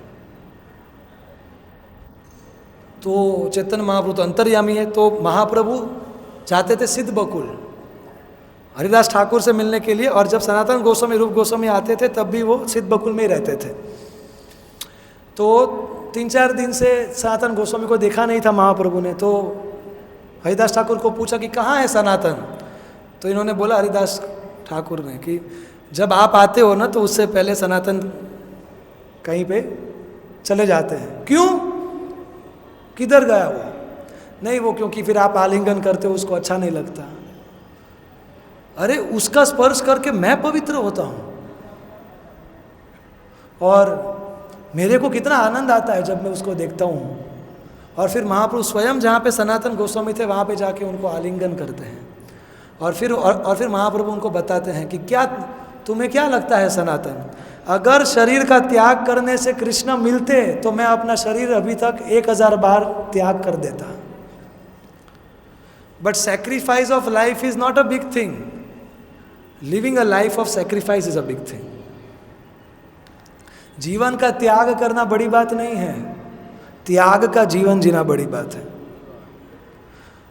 तो गुरु की आज्ञा, अभी तो मेरे को तुम्हारे माध्यम से कितना बड़ा बड़ा सेवाओं को संपन्न करना है। तो अभी क्योंकि तुमने मुझे शरणागत किया है तो अभी तुम मेरे हो और तुम्हारा शरीर भी मेरा है। तो फिर हरिदास ठाकुर पूछते हैं सनातन गोस्वामी को, चैतन्य महाप्रभु को, कि महाप्रभु ठीक है लेकिन आपके अंदर इतना प्रेम कैसे है हमारे सबके प्रति। तब चैतन्य महाप्रभु बताते हैं कि जैसे कोई माँ,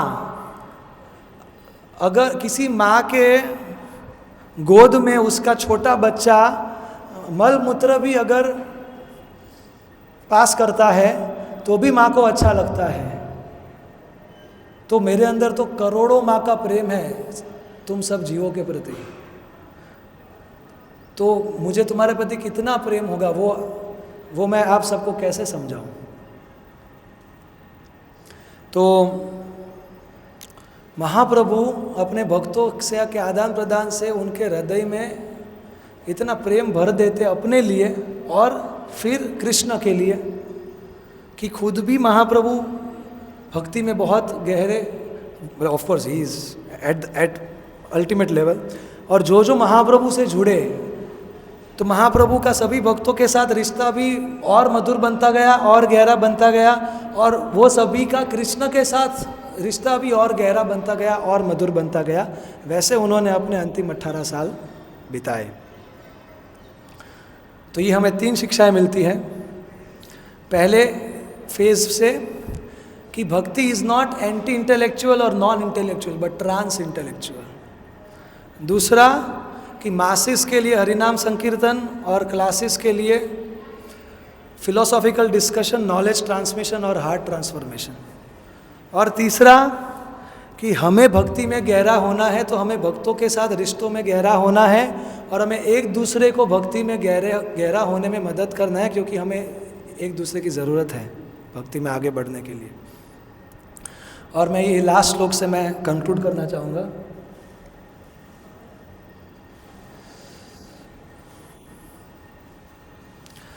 सौंदर्य काम कोटि सकल जन समहलादने चंद्र कोटि वात्सल्य मातृकोटिस त्रिदश वितपिनम कोटिरोदार्य सरे गांभीर्यम्बोधि कोटिर मधुरी मणि सुधा क्षीर माधवी ककोटिर गौरदेवः सजीयत प्रणय रसपदे दर्शिताश्चर्य कोटि।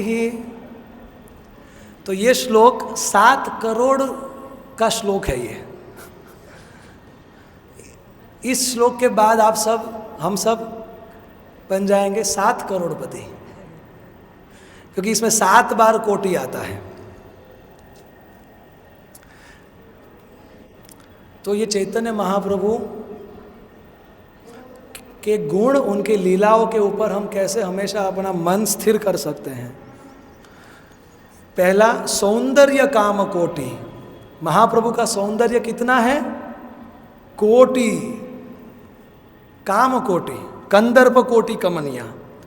करोड़ों कामदेव की सुंदरता को इकट्ठा करेंगे, उससे भी ज्यादा है चैतन्य महाप्रभु की सुंदरता। क्यों ऐसा? सबसे आकर्षक कृष्ण है, उसको उनको भी आकर्षित करते हैं श्रीमती राधा रानी। तो जब वो सर्व आकर्षक कृष्ण श्रीमती राधा रानी की खूबसूरती को लेके जब अवतरित करेंगे तो वो कितने सुंदर होंगे। तो बहुत सुंदर है चैतन्य महाप्रभु, करोड़ों कामदेव से भी ज्यादा सुंदर। और सकल जन सम आह्लादने चंद्र कोटिर, सभी को आह्लाद देते हैं। कितना? कोटि, करोड़ गुना। चंद्र कोटि, चंद्र क्या देता है? ठंडक देता है।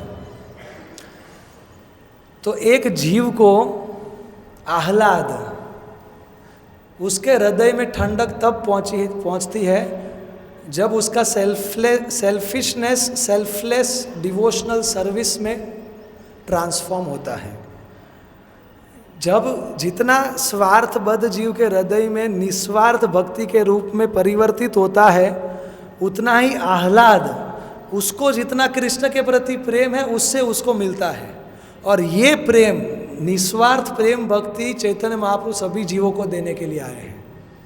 इसलिए अगर हम उसको स्वीकार करते हैं तो चैतन्य महाप्रभु सकल जन, हम सबको करोड़ों गुना, करोड़ों चंद्र अगर एक होकर ठंडक दे, उससे भी ज़्यादा हमें ठंडक देने के लिए आए हैं, ये प्रेमा भक्ति सिखाने के माध्यम से। तीसरा करोड़, वात्सल्य मातृकोटिस। मातृ मतलब माता, वात्सल्य मतलब माँ का वात्सल्य। अभी मैं कल ही गया था मेरे माता पिता से मिलने के लिए, तो जब भी मैं अपने माता पिता से मिलता हूँ तो मैं थोड़ा इमोशनल हो जाता हूँ कि इन्होंने मुझे कितना प्रेम किया है। तो अभी तो मुझे इनको भगवत धाम लेके जाना ही पड़ेगा,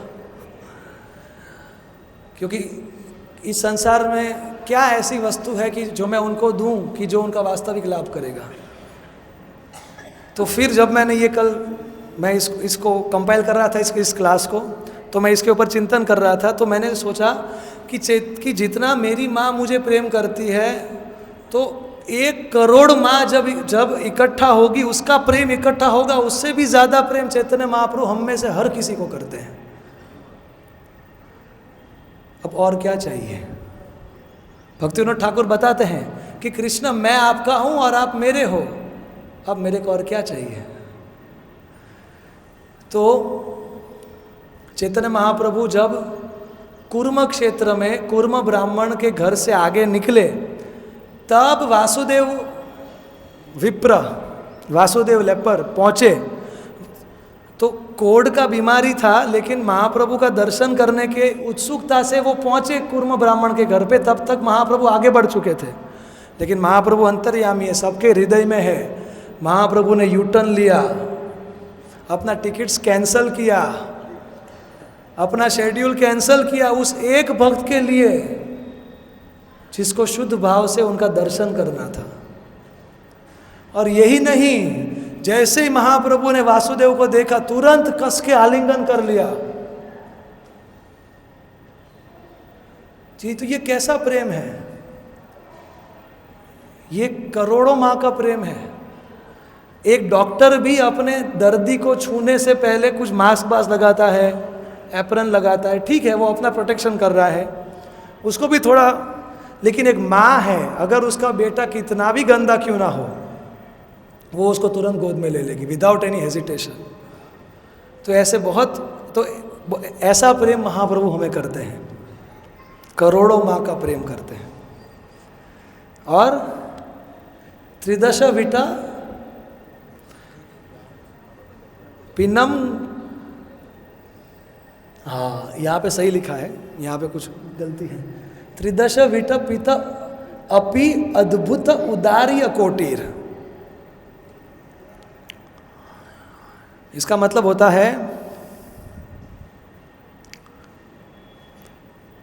kinder than millions of wish fulfilling trees. अपि अद्भुत उदार्य, त्रिदश विटपित, जैसे कि कोई कल्प वृक्ष होता है, तो एक कल्प वृक्ष हमारी सभी इच्छाएं पूरी कर सकता है।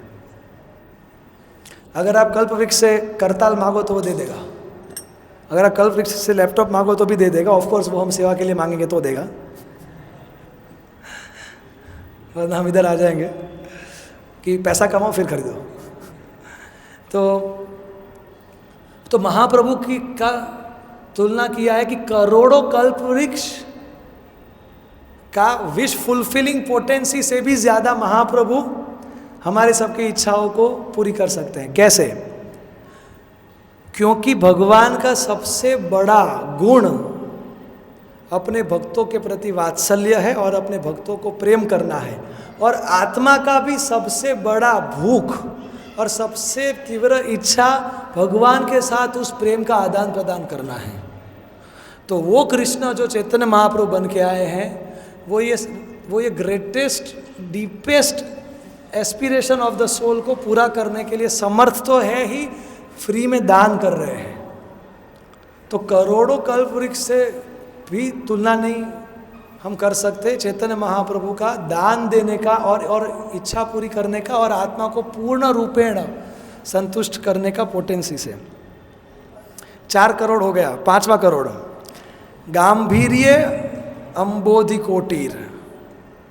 गंभीर, महाप्रभु पतित पावन है लेकिन कपट पावन नहीं है। महाप्रभु बोले ठीक है तुम पतित हो तो मैं तुम्हें उठा लूंगा, लेकिन अगर तुम कपटी हो तो फिर मैं हेजिटेट करूंगा और फिर मैं तुम्हारी राह देखूंगा कि कब तुम ये कपट निकालोगे। कपट मतलब, कपट शब्द आता है कबाट से, कपाट, हम गुजराती में बोलते हैं कबाट। कबाट में कुछ रखते हैं क्योंकि और फिर उसको बंद कर देते हैं। कभी कभी हमारा कबाट ऐसा होता है, मतलब हमारा लॉकर कि सबको नहीं दिखा सकते, तो फिर उसको हम बंद कर देते हैं। अंदर से नहीं सुधारा लेकिन बाहर से अच्छा दिखाना है। तो महाप्रभु बहुत स्ट्रिक्ट हैं इसमें, तो हमें सिंसियरिटी से हमें भक्ति करना है और बिना कपट के पतित, अपने आप को पतित अनुभव करते हुए नित्यानंद प्रभु के साथ गौरांग महाप्रभु को जब हम भजेंगे तो हमारा उद्धार निश्चित है। तो ये 5वां करोड़ हो गया कि महाप्रभु के हृदय में बहुत करुणा है, लेकिन एज अ सन्यासी और एज अ धर्म स्थापना के लिए वो बहुत कठोर भी हैं। और मधुरिमाणी सुधा क्षीर माधव ही का कोटीर। महाप्रभु की स्वीटनेस, सुधा मतलब अमृत, क्षीर मतलब खीर। अगर आप अमृत के लिए, अगर आप अमृत और खीर को मिक्स कर दोगे तो कितना मीठा, कितना स्वीट, कितना मधुर लगेगा। उससे करोड़ों गुना मधुर चैतन्य महाप्रभु की नाम रूप गुण लीला है कि कोई भी चैतन्य महाप्रभु के नाम रूप गुण लीला का श्रवण करेगा उसका हृदय फट जाएगा, और कोई भी अनर्थ का ताकत नहीं है कि वो उधर ठहर पाएगा, और किसी भी बद्ध जीव के आंखों में से आनंद रूपी अश्रु का प्रवाह बहने लगेगा। और 7वां कोटि क्या है? गौरदेव स जियत प्रणय रसपदे दर्शित आश्चर्य कोटि। जब महाप्रभु प्रणय रसपदे, श्रीमती राधा रानी के भाव में, श्रीमती राधा रानी की जो माधुर्य भक्ति है उस भाव को जब वो प्रदर्शित करते हैं, प्रदर्शित तो हर पल आश्चर्य होता है देखने वाले को, समझने वाले को। तो इस त्रिभुवन का कोई भी आश्चर्य, उसको करोड़ों आश्चर्यों को आप एक साथ कर लो, उससे भी ज़्यादा आश्चर्य क्या है कि कितना महाप्रभु प्रेम करते हैं कृष्ण को, कितना श्रीमती राधा रानी प्रेम करते हैं कृष्ण को। और ये अलग अलग भाव शाश्वत समय के लिए गहरे होते ही जा रहे हैं और नए नए आते ही जा रहे हैं। तो ये सभी गुण महाप्रभु अपने लीलाओं, अलग अलग लीलाओं में प्रस्तुत करते हैं, और ये सब हम गुण के ऊपर हम चिंतन कर सकते हैं। और आज के दिन हम गौरांग महाप्रभु को प्रार्थना कर सकते हैं कि आप जो प्रेम भक्ति देने आए हो वो मैं अपने दिल में धारण कर सकूं, और मैं दूसरे जीवों को भी इसको धारण करने में मदद कर सकूं, सेवा कर सकूं। श्री गौर पूर्णिमा महामहोत्सव की, श्री गौरांग महाप्रभु की, सामवेता गौर भक्तवृंद की।